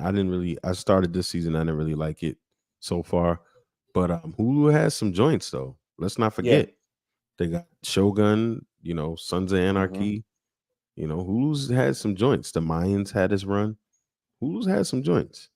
And also, don't forget that Hulu Flaming Hot Cheetos. Yeah, I'm out. I'm done. Also, part of the thing with Hulu is that Emmy-winning Flaming Hot Cheetos. It seems like Hulu is not like a big player, but you got to remember that Disney is a major owner of Hulu. They started off owning like a third. Now I think they actually own the majority stake of it now. So they got money behind them to be able to put out, quality stuff, and that's partly why you saw, like when they start doing like the studios that are winning the awards, and you're starting to see like Apple TV, and you see a lot of Amazon projects and stuff like that, because they came out the gate and was able to throw money to get the right people to make these projects work, and with Hulu having Disney as the sugar daddy originally, and then now as just the owner outright, they got money that they can put into that stuff too, and kind of eat on both ends with the Disney branded products, whether it's Marvel or other things that they do, eating, as well as the stuff that's run through Hulu that don't necessarily have the Disney name on it, but still Disney gets a taste of the Proceeds. success of the proceeds. Mhm. So yeah, so I think Hulu can't be slept out. I wouldn't put them in a category. You know how we always talk about Netflix. The guy can, hey, I got a script, say less. Because Netflix just makes anything. You know what I mean? But I think Hulu is they're up there. Yo, that cracks me up because Netflix do be having some bullshit. Yeah. Oh, Simone Biles was balling again too. By the way, off of our Olympic talk, she injured herself. She hurt herself, but she still ended up having a really good run last night. Yeah. Oh yeah, I'm Yeah, just glad. That's what That's what happens when you have a husband or boyfriend that you love a lot. Remember that whole controversy with the football player that yeah, she's dating? she's extremely supportive of him now. Mm-hmm. They don't understand though. She glue up though, I tell you that. I'm looking at her now, and she looks a lot prettier than she did when she first started. Yo, it'd be like that when you get bread, yo. Because like I remember when Venus and Y'all Serena lucky first I ain't came on. rich. I was rich, man. My Like glove would be crazy. back in the early 2000s, I didn't think Serena was that attractive. And then like as time went on, it was like, damn, Serena looked good. Well, now she looks white. Now she looks white. And yeah, now she looks white, and yeah, whatever. I'm not gonna say anything. fuck Serena. It's Drake, baby. What else, man? What? You guys, it's Drake. You guys watch anything else? So Unprisoned, I've been watching. Obviously House of the Dragon. There was something else that I was watching that I completely forgot about. I did start The Bear, EJ. I know you've been talking about that. I didn't get far, but I'm still on the first season. It's a short one too, VP. It's only 30-minute episodes. That's that restaurant show, right? Mm-hmm. Okay. VP, you would like it.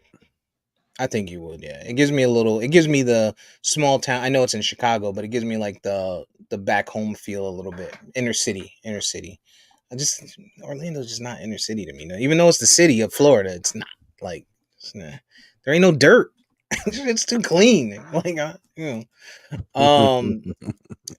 and unless you got to go to like the real hood spots for the dirt. But and I went and saw Deadpool yesterday. I did as well. Let me rewind that. I went and saw Wolverine yesterday. I did as well. Although I fucks with Deadpool, and I always have. VP, you haven't seen it yet, right? Nah, I won't see it until it comes to streaming. Okay, so we won't. We'll try. No, y'all can talk about it. It's all good. I'm not gonna spoil it for you. No, I'm still gonna watch. I'm gonna say this: it was a highly entertaining film. I mean, the comedy. Here he goes. The comedy was amazing, and it was like the comedy was amazing. I would give it probably 7.5 to 8 out of 10. It was great. It was a great film. Okay. I thought it was really, really good. When Marvel movies come out, I don't look at the IMDb and I don't read anything. I try not to watch any of the trailers because I don't want the spoiler moments. Like, so there was a lot more people in this than I knew was going to be in this. And when I say people, I don't mean actors or actresses, that too, but characters. from the Marvel universe.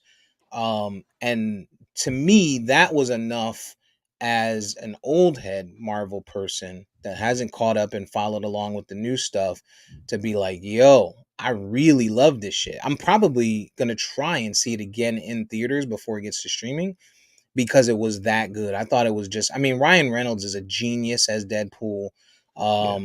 I was reading something that said he does a great deal of the writing on this, on all the Deadpool films. This guy is a genius. Like his roles, his lines are always spot on. Whoever did the writing for Hugh Jackman, It did was great. the guy, the producer, the writer, Levy. I can't remember his last name, but his first name. Last name is Levy. He They did a did a lot of the great. writing. They did a great job with what they did for him. Hugh Jackman did a good job for being so damn old and coming back to the screen. They did a good job of just kind of telling people, hey, this is our nigga now. Like we own, we got Wolverine from here. And I don't know though, EJ, like I don't see anything that makes me believe that we're going to continue to see at least Hugh Jackman. I feel like we'll still see Wolverine. I think, based on end credits, that Hugh Jackman may not be back. I mean, I disagree. And this is not a post scene spoiler or anything. I think he'll be. I think he'll be Wolverine forever. Well, he is Wolverine forever, and I hope. Well, but they did throughout the movie. He did say a lot of stuff that makes you think, like, and I hope the movie is more than what my perception was of the credits, because. But he always will fit being Wolverine forever, simply because of the character. Because Wolverine is over 200 years old. That's true. So he's always gonna look. And as long as the more CGI. Yeah, I don't know what's happening with Steve's mic, but CGI. My bad. I hit the button. I said the more CGI gets crazy, and the stuntman, they can continue to use him. I mean, he's in great shape. You know what I mean? He's in great shape. All you really need him for is at most another 5-year run.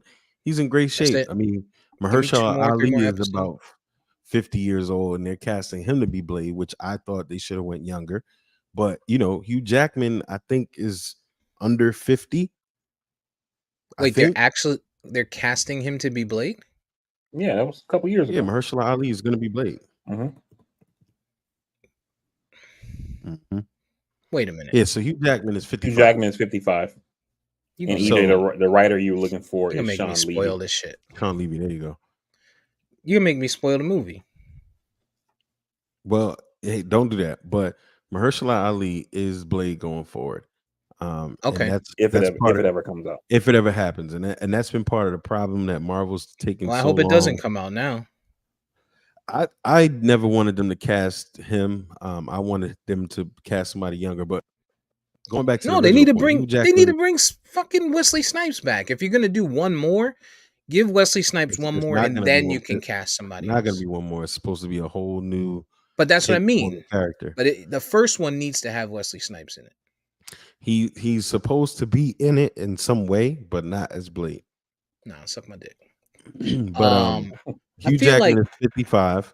I think he can at his age and the way that he takes care of himself, the way that he presents himself, he can give you another 5 years worth of movies, especially being Wolverine. No matter where you put him in the timeline, he's supposed to be old, right? He's a character that's over 100 years old.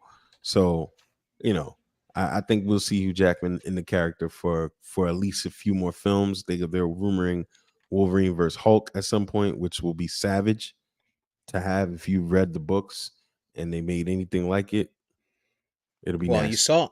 You saw the forget it. You saw what I saw. I got a little excited. I'm very excited. What was the preview? It was a preview. Captain America. Yes. Captain America, Brave New World. Yeah, there you go. That looks like it's gonna be good too. Yep. That looks like it's gonna be good also. But I feel like this Deadpool movie is probably the best Marvel movie, and I said it in the chat after I watched. I said I think they revived themselves. I think this is the best one we've seen in a very long time. Even better than the other. I think it's better than the other two Deadpools, and the other two Deadpools were good too. Definitely. They did I an think amazing job. The music was great. The action was great. Deadpool, what they did with him, and then God, this movie was just so good, man. This movie was It so was. good. It was. I think part of what you're saying there with the whole like this being the best Marvel movie you've seen in a while, I think that's why we end up seeing, you know, RDJ coming back as Doctor Doom because Mm. Marvel has been hurting. So I think it's kind of like, yo, we got to go back to the well and maybe we can get RDJ to get them back in the seats. I don't You like know, that. I don't don't, I A don't like like lot it of either. a lot of fans are upset about it. It makes zero sense. It just Yeah. makes zero sense, man. So not to do too much of a spoiler, VP. In this film, they try to right all of the wrongs of the past. It, Some of it, them. it's simplistic and it's stupid, but okay, it's what they're giving us. Fine. And then to go forward and to set things quote unquote right, and then have RDJ possibly be Doom, it just does it all a disservice to me. Just does it all a disservice. Like if you want to bring them back in some cameo scenes, some Mhm. past joints. You know, that wasn't the move. That I mean, Yeah. and Doom is such a prolific and important character in the Marvel universe, especially in the direction that they're going with the Fantastic Four, and that they're gonna go back to the past. It I don't know about that one. I don't I know. think My they're trying to get rid of or in this, EJ, when you said they're trying to right the wrongs, I don't know if it was just righting the wrongs. I think this was a way for them to say, or for them to write the Jonathan Majors out, right? Like, because we saw where they were going with Jonathan Majors being multiverse, and you know what I mean? Like he was going to be the villain in pretty much every universe. But just, you saw what was said in the movie, and that might be their way of getting out of it and saying we're not doing this. But I think personally, if you want to bring RDJ back in, you keep the multiverse around and you bring him from another dimension, and now you write him back into it if he's willing to do it. But him as Doctor Doom is just not going to cut it for me. And it yeah, might be and good if they do it, but it's not going to be a good lead up. We're going to hate it. right, and they've like set this Doctor Doom thing specifically up since I haven't seen Deadpool, where they show us in the multiverse, you know, different people can be different things, you know. So like when we do Multiverse of Madness, Doctor Strange, we see that in that one universe they travel to, that Rambo, whatever her name is, Rambo is actually Mhm. Captain Marvel Oh and yeah, you're right. You're right. not what's her face, you know. Mhm. So you know, I get that they're showing like, oh, in the multiverse, you know, different people can be different things or whatever, you know what I mean? But like to take a character that was that iconic, that beloved, the way Mhm. that you close out his story to like this is how iconic Iron Man was. Endgame happens, right? We go and see Endgame, and then it's my son's birthday, whatever year that was, he was turning. You know, he was still at the age where we would get him birthday cake. And we asked him what kind of birthday cake he You should wants. still get him And he birthday says, cake. What the fuck you and, talking about? and he Nigga. says he wants an Iron Man birthday cake to show praise for what Iron Man did for the world. You know what I mean? And so, you know, and so now you're taking Oh, this. that's why they're not gonna win gold. Eric Spoelstra's the coach. He's an Dang it! assistant What? coach. You could have He's told me that. the coach. Steve Oh, okay. Kerr, head Oh well, coach. then. Oh well, That's maybe even just as right. bad. Maybe Mark Jackson can send some plays in. Oh, all right. Go ahead, VP. Sorry. If Eric Spoelstra was a coach, you know they're going to at least make the gold medal round. Yeah, they'll So, make it there. They'll make True. it there. But they don't got True. Wade, so they probably will lose. but I mean, hey, he's on the broadcast. You never, you know, that might be enough. but yeah, you know, so you take a character that was that beloved, and now you make him a villain. You know, and I saw people laughing on the internet saying like, you know, that old saying where it says like, you live long enough to go from being the hero to the villain or whatever, you know. And it's like you can't do that with that character. You're not with that Nope. character Not when you're I'm a talking about or that when that people actor. I know. mean, Not even with the actor. You don't know. You know the history of Marvel. There is absolutely no way that you can say, no matter who the actor is, that at one point they were uh Iron Man and now they're Doctor Doom. I don't care if it's the worst actor. I mean, right? they're already dealing. We saw them deal with that, and you'll see them deal with that in this movie, VP. It and that's one part that I don't think they did great, EJ. To me personally, Well, I mean, they got away with it. They've gotten away with it, and they got and away with it because they put it that's in a what I great meant. movie. That's what I meant by getting rid of the wrongs of the past as far as the Fox stuff. I see But what you're saying. but to Yeah, your they did. point of the Jonathan Majors, I think you're Yeah. spot on with that as well. But it just does the character Doom a disservice though. I Mhm. think that's the thing also to everything that to add to what y'all all put in there, post. It does the Doom character a huge disservice because you're talking about when you're talking about Marvel villains, you're talking about top 1 through 3. You're talking about Doom. Top 1 through 3 as far as the comics go, right? No question. This No person question. this person is supposed to be so brilliant, so diabolical that you hate this motherfucker. Making Robert Downey Jr. this guy, to VP's point, an iconic, beloved character that we know his nuances, we know his ways. This was supposed to be somebody fresh, somebody new, starting a whole new path, starting a whole new journey. The other thing about the Doctor Strange piece in the multiverses, Marvel they've kind of been failing at doing the multiverse, and I think that's why they're trying to end it because Mhm. it's never been a big thing of their canon. Like they've done it, but it hasn't been a major storyline. DC has been more successful with it because Steph of Curry how they just got got hurt. there. But yeah, I think it's time for them to do away with the multiverse. RDJ as Doom is not it. So while they had a big win for getting Deadpool over to Marvel and doing the things that they did, I don't know that they're really progressing the way that they should be at this point because Black Panther's still in flux. Blade is still in flux because that keeps getting pushed back every other week. The future projects that they have coming out on small screen and big screen, they're cool, but nobody wanted these things. Like nobody wanted She-Hulk. Listen, I think Marvel, they have their stuff in flight, but I think if they're smart, after this does what it's gonna do, they're gonna have to gravitate and really kill and go X-Men, Fantastic Four, Re-Avenger stuff. Like all wherever they were going, they're gonna have to stop. It's not gonna the bullshit they was doing with all let's tie in Disney Plus and blah blah blah. Some of it. Like you have to because Wolverine is going to single-handedly revive Marvel with this movie. I was so shocked that I went to the movies and the shit wasn't full. I was so shocked. Like years ago, 2, 3, 4, 5 years ago, you go to a Marvel movie, it's full. It's packed to the brim. You know what I mean? So much so that I remember when I used to go to Marvel movies over at Point Orlando, which is where I went to the IMAX, they wouldn't let you leave an open seat in between like they do at concert events, right? Or basketball games. We left a seat in between us and the other person so we would have an opening. And then between us and the next group on the left, there was also an open seat. So But they allowed that shit. you miss a key point. Why? This is a rated R film versus those other ones being True, PG-13. true. That's a point too. But I think also I went at 3:30 to the biggest IMAX that we have in Orlando, the best theater that we have in Orlando.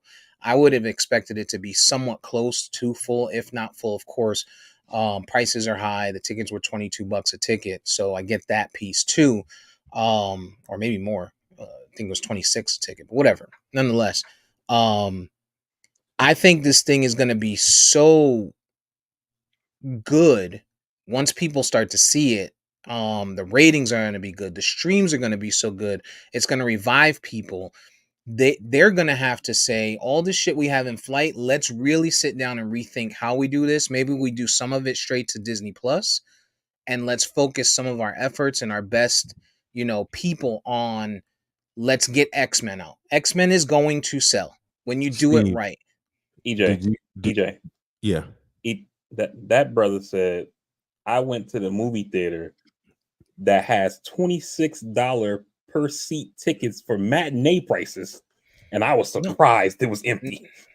no, well they don't do matinee. They don't do matinee for IMAX. This is all the same joint. It's all the same price. Steve, did you pick up on the beginning credits Shut up, Vari. did you pick up that on the beginning credits that Kevin Feige I've never noticed this before. it was billed as a Kevin Feige production. Yes, I saw that. I did So see that. I say that to say Marvel, one of the biggest reasons Marvel's been in flux is they keep fucking with this guy. And he keeps flexing on these motherfuckers to let them know when I do it, it's gonna be fire. And And it was. I think the problem that they're having is they don't want to give him creative control going forward like he used to have these 15 years of goodness. And I think that's going to be the linchpin in what happens with them going forward is how much control he actually has. I don't think in any of the other films I've seen in the last 15 years have I ever seen that be on the screen like that ever before.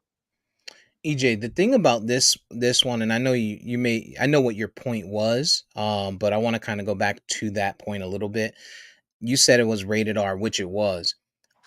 I think this movie was so fucking good that it was rated R because of the jokes, some of the heavy jokes, and for And the the violence. language. Yeah, but I mean, I think they could have gotten away with not doing the heavy language, and it would have been just as good. I think this is This was a rated R film. It was cringe. Yeah, it was violence. There was a lot of blood. You're right. You're right. I take it back. They were wild, and the you're jokes were wild. The jokes were crazy. They even used the R word. Yo. Not the one that rhymes with grape. Yo. The one that rhymes with leotard. Yo. It was wild. But this is the best I've seen Wolverine ever. Would you agree? Yeah. They did. Sure. I mean, and I don't mean like, and you might even get it. I was gonna say I don't mean dialogue, but you might even get that too. I mean, as far as how they portrayed him in the battles. Mm-hmm. Dog, this shit was the best done ever. The fights, the battle scenes. The only other time that we were able to see him in a rated R film was Logan. And at that point, he was old man Logan. He was dying. Plus, they didn't push the needle as far as they did this film. They pushed it. They went. Whoa. And Ryan Reynolds didn't give a fuck. Like, he was like, yeah, this shit was good, man. VP, you're going to really, really enjoy it. You're going to really, really enjoy it. No question. Yep. No question. I mean, you're going to like it more than EJ. Like, EJ said it's an 8. I think it's a 10. 9.5. Because Avengers 1 is a 10 to me. And I don't think anything's ever going to live up to that. So, to me, it's like a 9.5. And you're muted. It's a Marvel project. So, it starts off at a negative. You know why we like it. I know. And you know why we like it.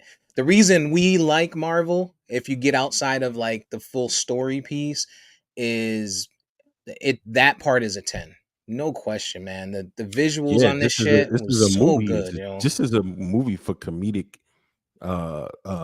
everything, the action, it's a 10. It's a 10. Yeah. I'm looking at it from other ways.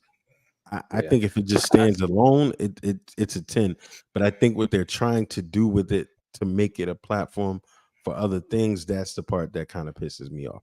But and for me, I saw two things. I saw Ryan Reynolds and Hugh Jackman on Hot Ones, the show where they eat the chicken wings. And Ryan Reynolds was like in character on that, and he was like very funny. So I kind of figured, the movie is going to be good. Just they had good chemistry on Hot Ones or whatever. The other thing I was going to say, EJ, to your point about Multiverse of Madness and the multiverse overall with Marvel, I think for me, why the multiverse hasn't been a problem for me with the Marvel projects is that I don't know how long they were planning on using the multiverse, but I saw the multiverse. Like once I saw Multiverse of Madness, I saw it as being primarily a vehicle to introduce X-Men. Because to your point, you've always told us as a person who's read the comics that everything is actually not complete because you don't have X-Men, you don't have Fantastic Four, you don't have all these other characters that Disney doesn't own. So this story is not being told the right way. And I always looked at the multiverse as being a way to reintroduce these characters to say, this is why you haven't been seeing them, is just because everything's been happening in universe, 1, 2, 3, ABC. And now, we done put the script and now they're here. They've been here the whole time, Yeah, no, that's what they were doing when you go back to WandaVision. WandaVision kind of set all of that off. And and I think that's kind of where people got a little bit lulled to sleep because you started doing all of this shit that doesn't make sense because it's very hard for them to tie it into film because this isn't something that's always been Marvel's specialty, right? But they've made it so because they've had to, as your point, get all these other properties together. So I think now they're trying to close the window to be like, okay, we've done it enough. Like we've harped on this enough, to let's close the door. Let's try to just get some continuity and figure out how to go forward from here. But the RDJ insertion, I hope they're trolling us. I really do. I told that to my son last night when we first were talking about it. I said, I hope this is a head fake, just for like clicks and stuff like that. I don't like it. I don't like it. Yeah, no, I don't think anyone will. And again, it cripples that character. It totally cripples that character. Robert Downey Jr. I mean, to both your points, you've had a decade plus of this guy being one thing. I don't even know that he has the range to be that actor. I think the mountain he would have to climb to overcome the Tony Stark to become Victor Von Doom, I don't think he has it in him. I really don't. I don't think he has it in him. He's created a persona as an actor over the last 20 years and doesn't line up with this guy. Just doesn't. I don't know. I hope it's a pump fake. And as good as of an actor as he is, the last time, or he spent so much time as Iron Man, how can you to your point, EJ, how can you change? Like, we wouldn't want you to come in and be the same person you were as Doom. You have to be a whole different person. Don't give me the same thing that I got as Iron Man. Iron Man is, Tony Stark is a total different person. So I don't even know that we would appreciate him trying to be different. We'd be like, nah, this Tony, I don't want to see this.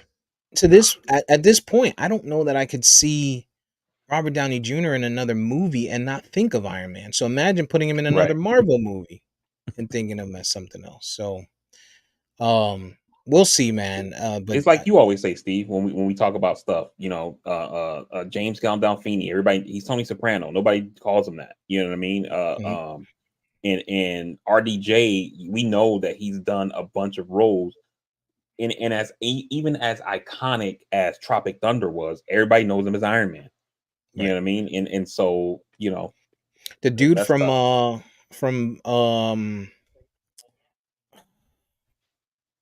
why can't I remember the name of the show? The dude that plays Sheldon Cooper. You see him anywhere, he's Sheldon.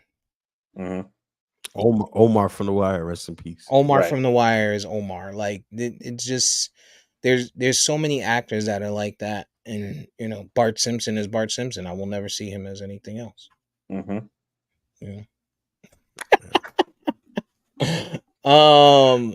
Go see it, man. Go see Deadpool if you haven't seen Deadpool, or when it comes out, make sure you watch it. I'm gonna try and see it again, I think. Yeah, I'm gonna definitely see it again. I'm gonna make sure I have some drinks. And it was worth it. It was worth it. I paid for some popcorn and everything. And candy. We was running late, so I couldn't even go to the dollar store and get candy. So it was good though.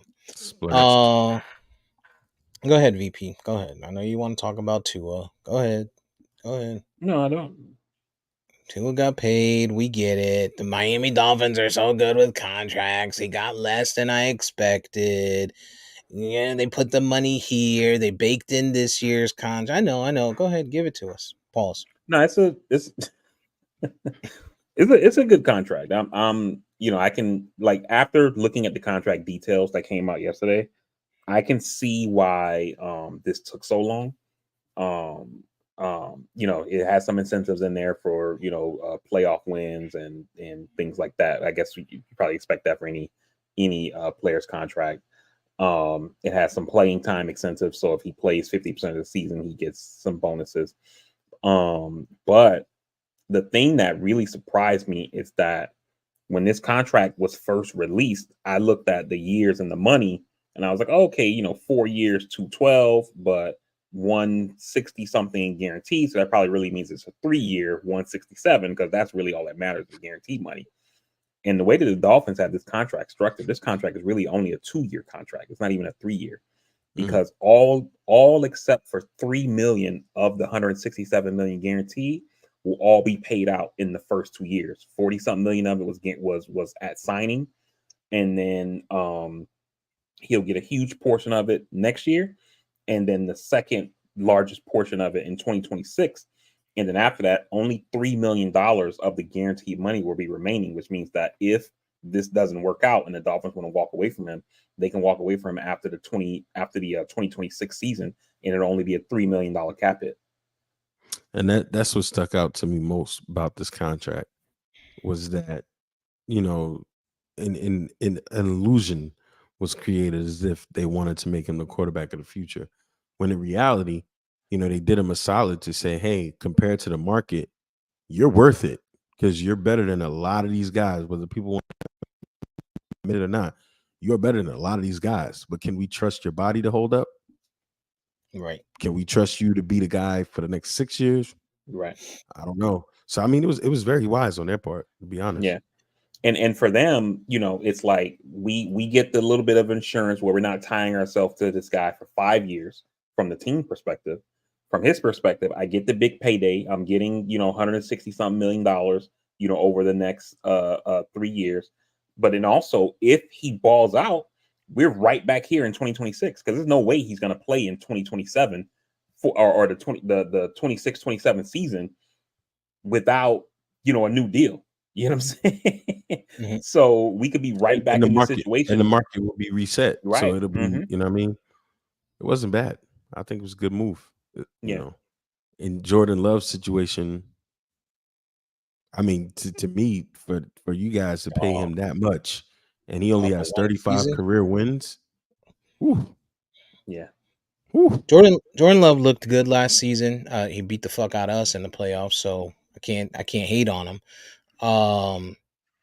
But I agree.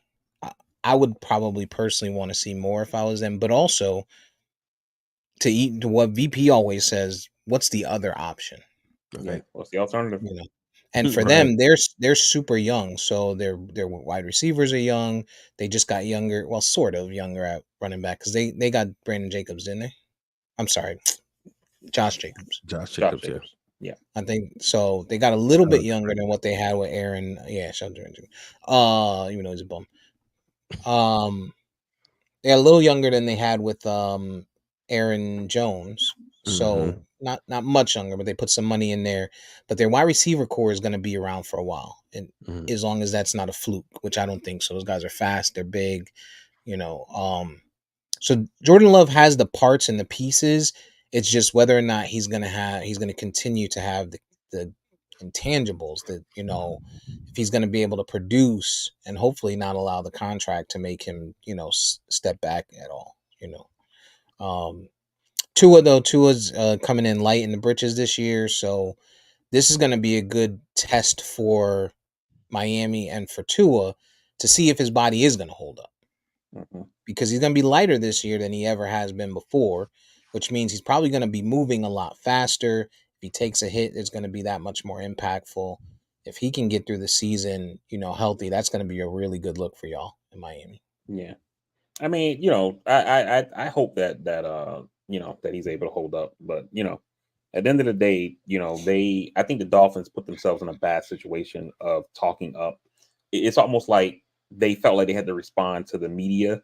Like, is Tua the guy long term? The injury. So they kept saying, he's our guy. We're looking to sign him to a deal, you know.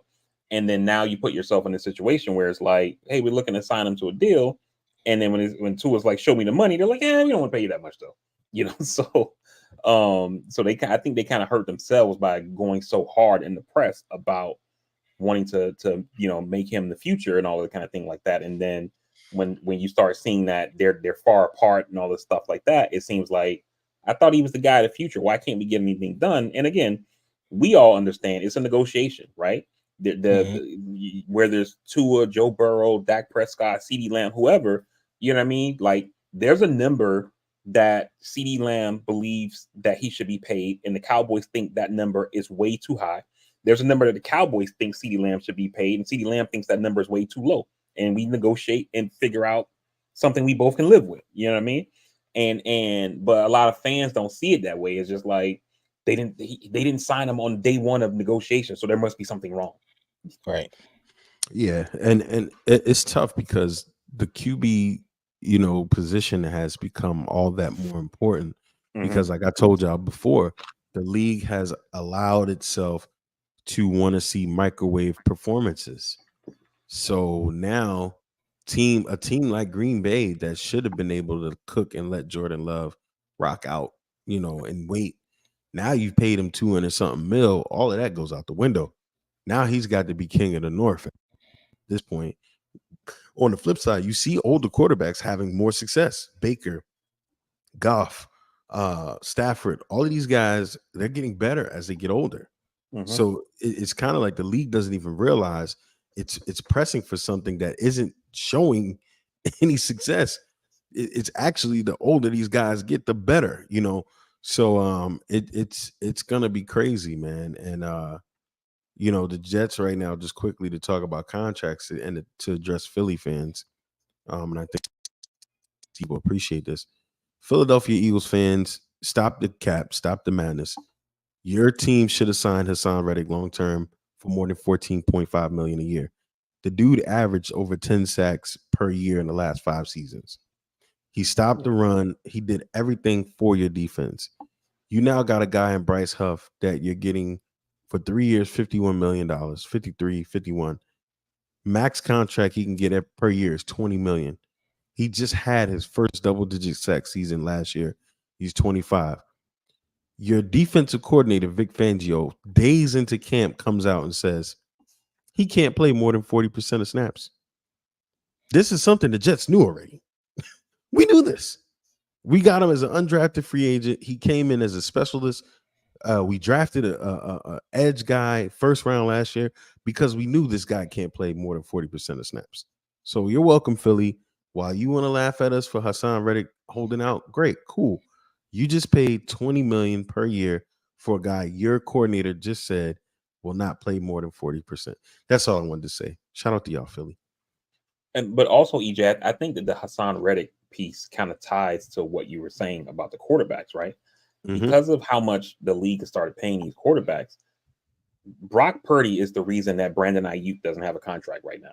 Yep. Or not that he doesn't have, he's under contract, but that he doesn't have the extension that he wants. Is because they know Trent Williams.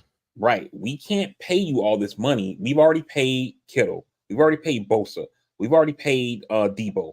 We gotta pay we already paid McCaffrey. We still got to pay Ayuk. We still got to pay Trent Williams. And next year, we got to pay Brock Purdy. And so we can't pay everybody. And that's the reason think about all the guys I just named that they paid because they haven't had to pay Brock Purdy. He's making less than $1 million.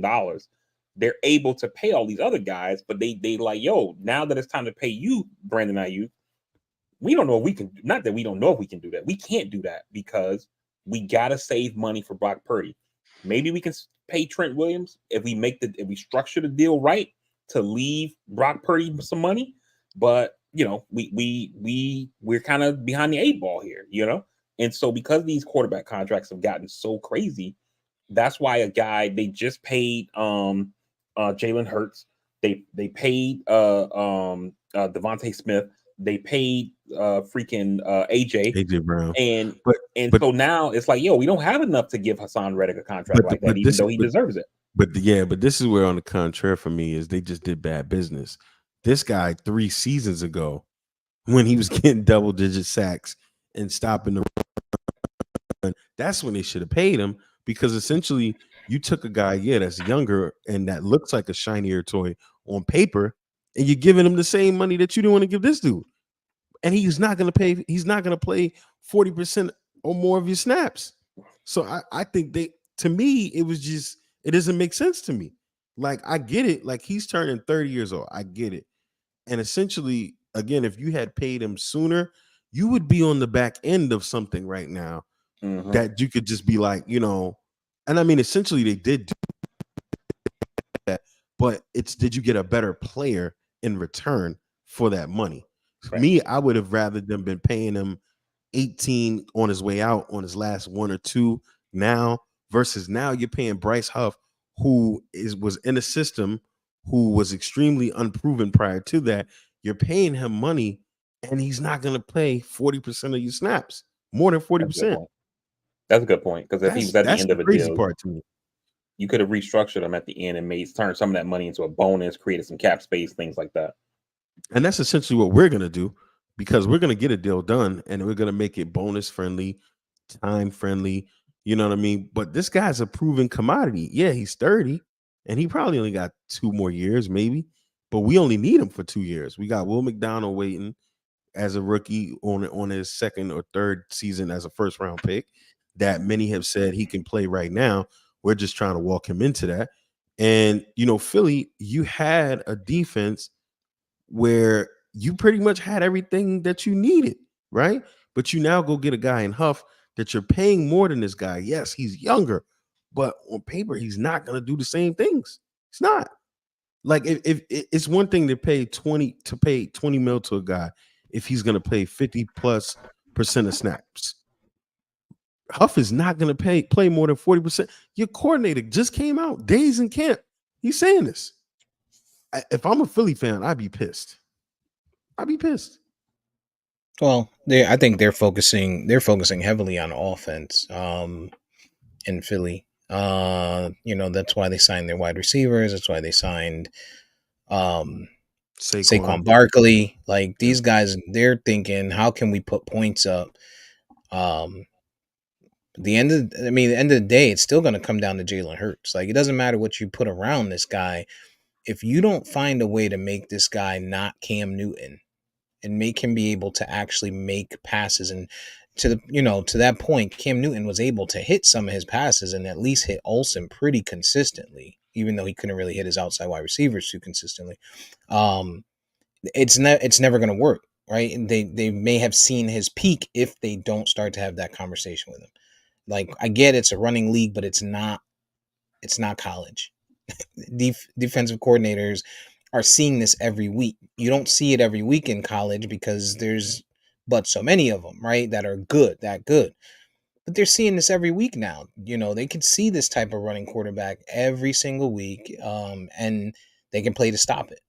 And if your defense isn't up to par and you can't score passing, you ain't gonna win. So Philly's got some moves to make. The Cowboys still have a lot of moves to make, so I'm not gonna act like they're without reproach. But they better get it right. Figure it out. Yeah. But the season's coming, man. The season is coming. We're getting closer. We got a couple more weeks of this scalding hot weather, and then football season will be right around the corner.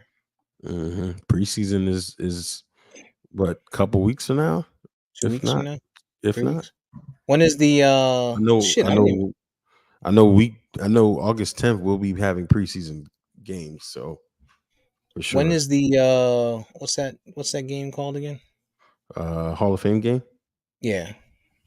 I'm gonna look it up. That should be the first preseason game, so should be like in a week or two. Hall of Fame game is August it's the 1st? Bears. Damn. First next week. So that's next week. Let's go. That makes sense, because we got, I think this weekend or sometime this week, I think we got a joint practice with Atlanta, and then after that, preseason usually starts after the joint practices. Yeah, somebody posted this past week that this was the last Thursday without football for a while. So it's just crazy, because like, I haven't heard. I mean, maybe because the Olympics are overshadowing, and Trump and Biden and Kamala. Shout out to Kamala. We haven't done her any just Kamala. We haven't done y'all. Look, it's Kamala to y'all. Her friends call Kamala's what it is. It's not to us. No. Her friends call her Kamala. You know, and you know, if you really close to her, you call her K Cup. But y'all, you know, it's only me and Doug that call her K Cup. I heard somebody say that you know, they want Kamala to win, but you know, they don't want Doug to be like the first husband. Just call him Doug. Like, when you announce it, you'd be like, yo, Kamala Harris and Doug. Like, that's funny. Yo, Doug is no Michelle, but he is so boring. Yo, you ever hear him talk? Duh. Oh my god, yo, Name Doug, dog. Like, what do you expect? like I saw him at an event and he's like, he's like, I just want to say I am just so proud of her. That's what happens when your wife beats She you. has really he is so boring. That's what happens when your wife beats you. She's Jamaican and Indian, right? She beats that man. Mm. The So, patois comes out. She's like, Doug, I told him. He's like, wait, you went to Howard. Chill. yeah, Come out. they She doing it's big been things, yo. it's been surprising, man. You guys know how I felt about the whole Biden should get out thing, and I still don't know if it was the right choice. It seems like it was, but we'll see. It's the only choice now. Yeah, but it's neither here nor there at this point, right? Yeah, it's done. But you look at the start, and in 1 week they've raised over $200 million. They've signed up over 100,000 campaign volunteers. They were going crazy here in Florida this weekend. They had a big event. This wasn't even like a campaign event. This was just like grassroots, a huge event in the Villages. And I know you don't know the Villages, EJ, but the Villages is like a huge Republican area in Florida. It's basically a retirement community of old people. Like it's like retirement. it's a golf cart. community. It's a golf cart community. Like But it you also see, has the highest you see more golf STD carts rate than in cars. Florida, too. Yeah, which is crazy. Anytime I see that report, it's like, what They are be old getting people doing over there? They be getting popping and they be playing bridge. We all at work and they just be over there and they leather costumes and shit. But yeah, they had a huge event, which was just totally grassroots, no campaign stuff of people in the Villages. A bunch of golf carts out there. Kamala for president, et cetera, et cetera. Yet another event here in Seminole County where I live. So we'll see what happens. Yeah, I don't know. But I like the direction things are going. Kamala she's still behind in some of the polls, but she's catching up. And this is just the first week. But remember who answers polls, right? That's what I told somebody else. I'm not answering a poll. You're not answering a poll. We don't answer polls. We don't answer our phone. We always think it's our car's warranty. You know what I'm saying? So we don't answer the phone. Who answers the phones? Old people that sit at home ain't doing shit all day. When do they make those calls? Generally during the day. Like, come on, man. We know what this is. Yeah. But so I'm big on like not trusting the polls, so much. But this how we do politics, So based on the polling, she seems to be, catching up, even though Trump is still leading at this point. She still has a couple of big events that's going to juice the campaign when she announces her VP. We should know that within like the next week and a half or so, only because there's some fuckery going on in Ohio. And so the Dems aren't going to wait until the convention to nominate their nominee. They're going to nominate their nominee officially before the convention, and then they'll have the convention after the Olympics, just to get around this Ohio bullshit. Dog, she need to pick Snoop as her VP. This thing is everywhere. Snoop is everywhere, yo. The Olympics, like Snoop, wrestling. His clothes are in Walmart now. Like, I didn't even know he had clothes. Exactly. Sneaker deal with what is that joint? Skechers? Chucks? Oh, it's not Skechers. Yeah, oh yeah, he do be doing a Skechers commercial. Yeah. Snoop, so Snoop is it. But yeah, so far, that's kind of what's going on with them. Trump pulled out of the debate. He said it wouldn't be right to debate Kamala. Steve got me fucking her name up. It wouldn't be right. You got to say it the right way. It wouldn't be right to debate against Kamala because they might try to pull a fastball and change her out as well. And so he's not going to agree to any debate until there's actually a Democratic nominee. But he just knows she would kill him, so that's why he ain't eat his ass up. Yeah, and she ain't even holding no punches. But here's the thing: even if she didn't eat him up in the debate, he would lose on social media, and I think he knows that. Like the viral. Think about how viral she went last year, just going up against Pence, or not last year. You get what I mean? Yeah. With the little attitude she got with Pence, it was like, "Excuse me, I'm talking." Oh. Virality in a bottle. If they was to go up there and fucking debate, she would have Trump ass all over the internet. Yeah. immediately. So I love that she hopefully, you know, she's not the nominee, but she will be. So we'll talk as if she is. I love that she's a nominee. I love that Black people seem to be re-engaged again. Mhm. This is the type of Black engagement we saw when they just heard Barack Obama, right? You're even getting women that are engaged, whether they're Black or white, that are starting to support Kamala because and here's the thing, regardless of how good or bad the campaign trail and all this stuff goes, I think Trump is just every day digging himself a ditch and digging himself a grave. And I told you guys this 2 weeks ago, or maybe 3 weeks ago, last time we pod on a Sunday, when I talked about Charlemagne and I talked about listening to Joe Budden podcast, where before they were all like, I don't know. But now they're all like, yo, are you sure Trump is like, you all know what Project 2025?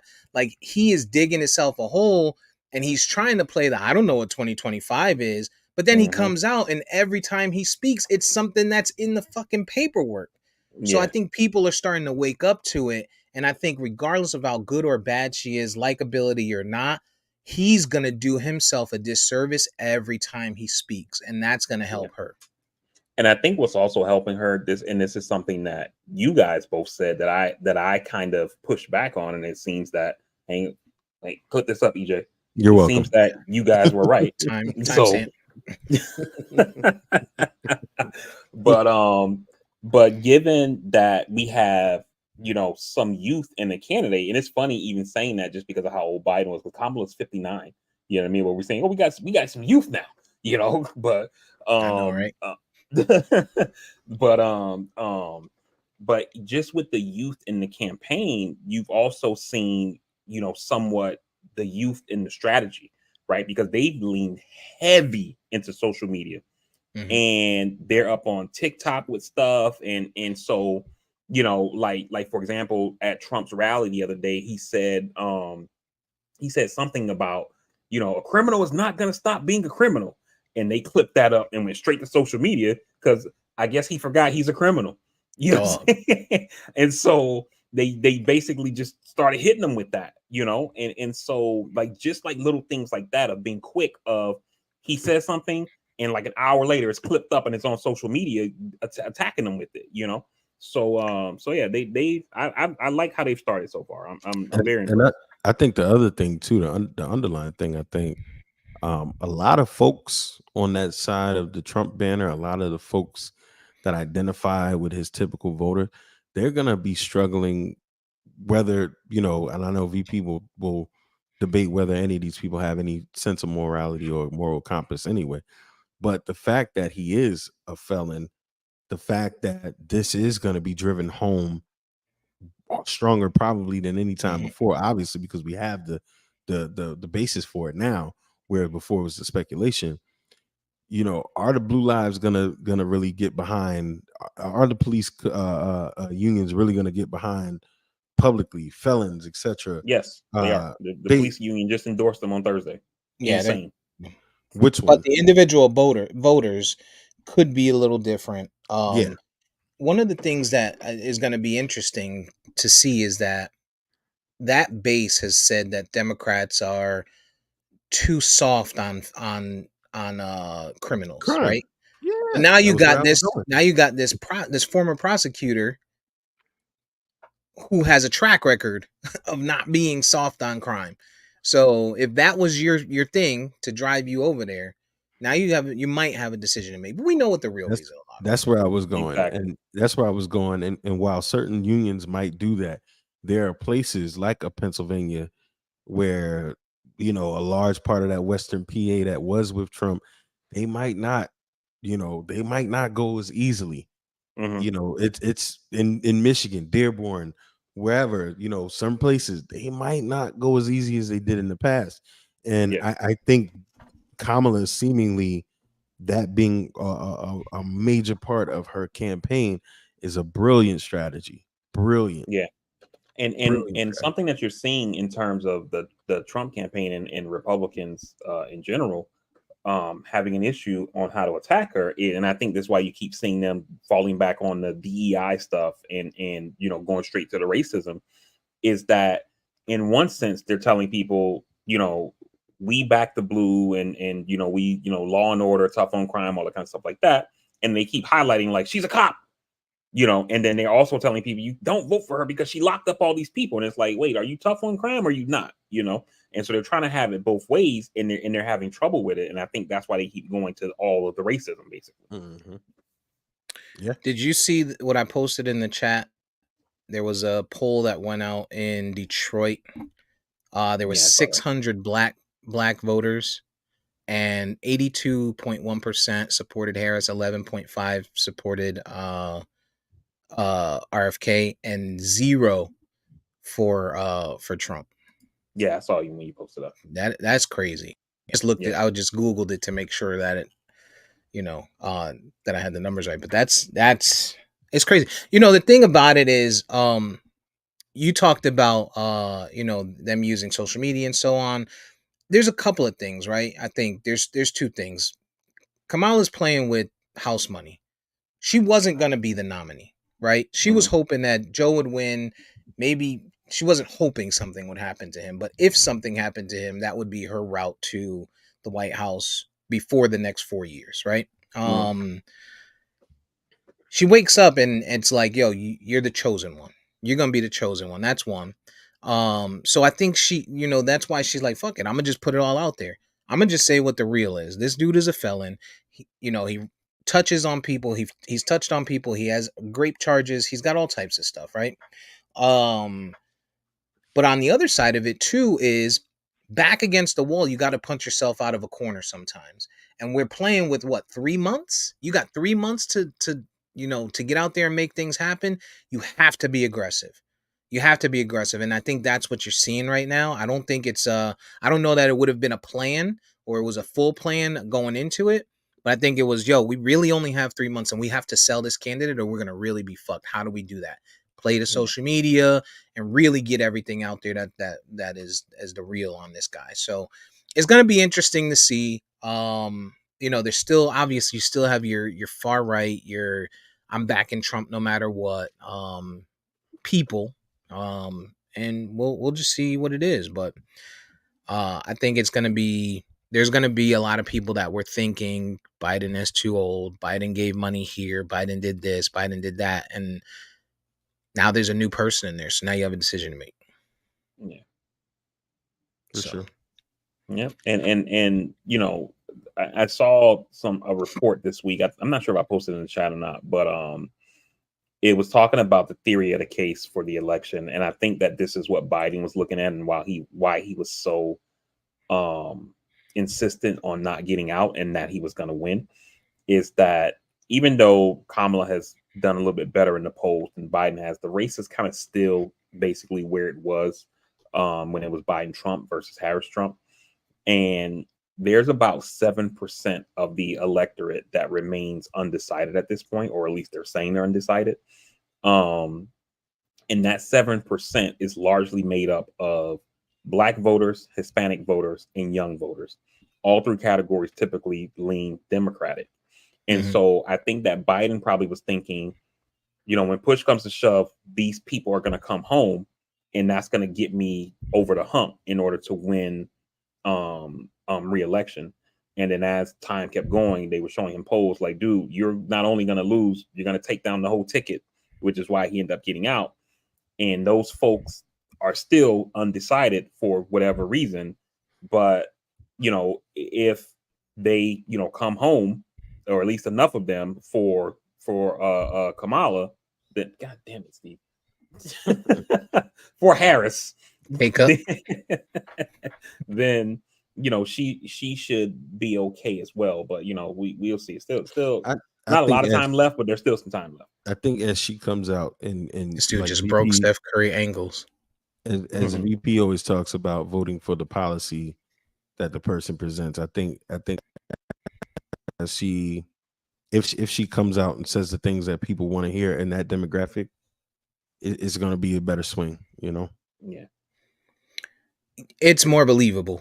You want to believe Joe Biden because he's got the Democrat label, but hearing it from a Black woman and hearing it from, forget about Black, hearing it from a woman when you start to talk about women's rights and the abortion rights and stuff has a whole different feel for women than it does from hearing it from an 82 however Student year loans. old. That's her saying Student best. it. That's her loans. best issue. Student I- loans. Student loans. I mean, this is a woman who had, she believes in the HBCUs. She's had their leadership at her house. She's hearing from these kids. She's hearing from their parents through these kids. You know what I mean? So she's a parent, that went to school in the 80s. I mean, she knows what it is. So for me, I feel much better, as somebody, on that issue, on my issue. We feel more relatable than a Joe Biden who was tone deaf or a Trump who is Trump, So I mean, this is more of the people's candidate to some degree. Yeah. I mean, it's kind of it's a tough road ahead getting into a race, this late in the game. But I've also heard we were talking on Tuesday in chat where I heard that somebody said that it might also have a little bit of benefit where there might not be enough time to dirty her up. You know what I'm saying? And that might be why also you're seeing them just straight to the racism.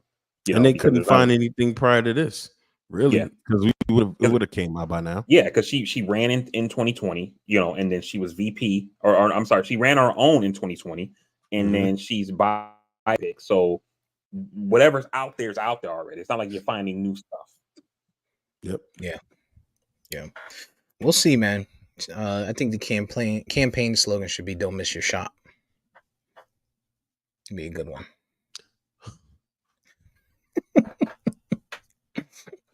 No, V- all right. I don't know if VP caught that. Who didn't?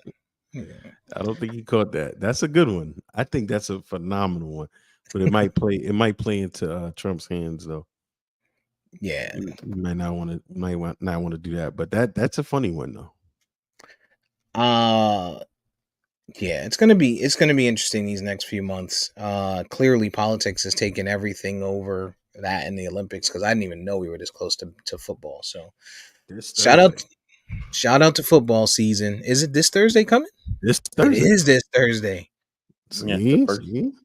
Oh, sorry, I missed it. Whatever EJ said, I didn't catch. I got a phone call.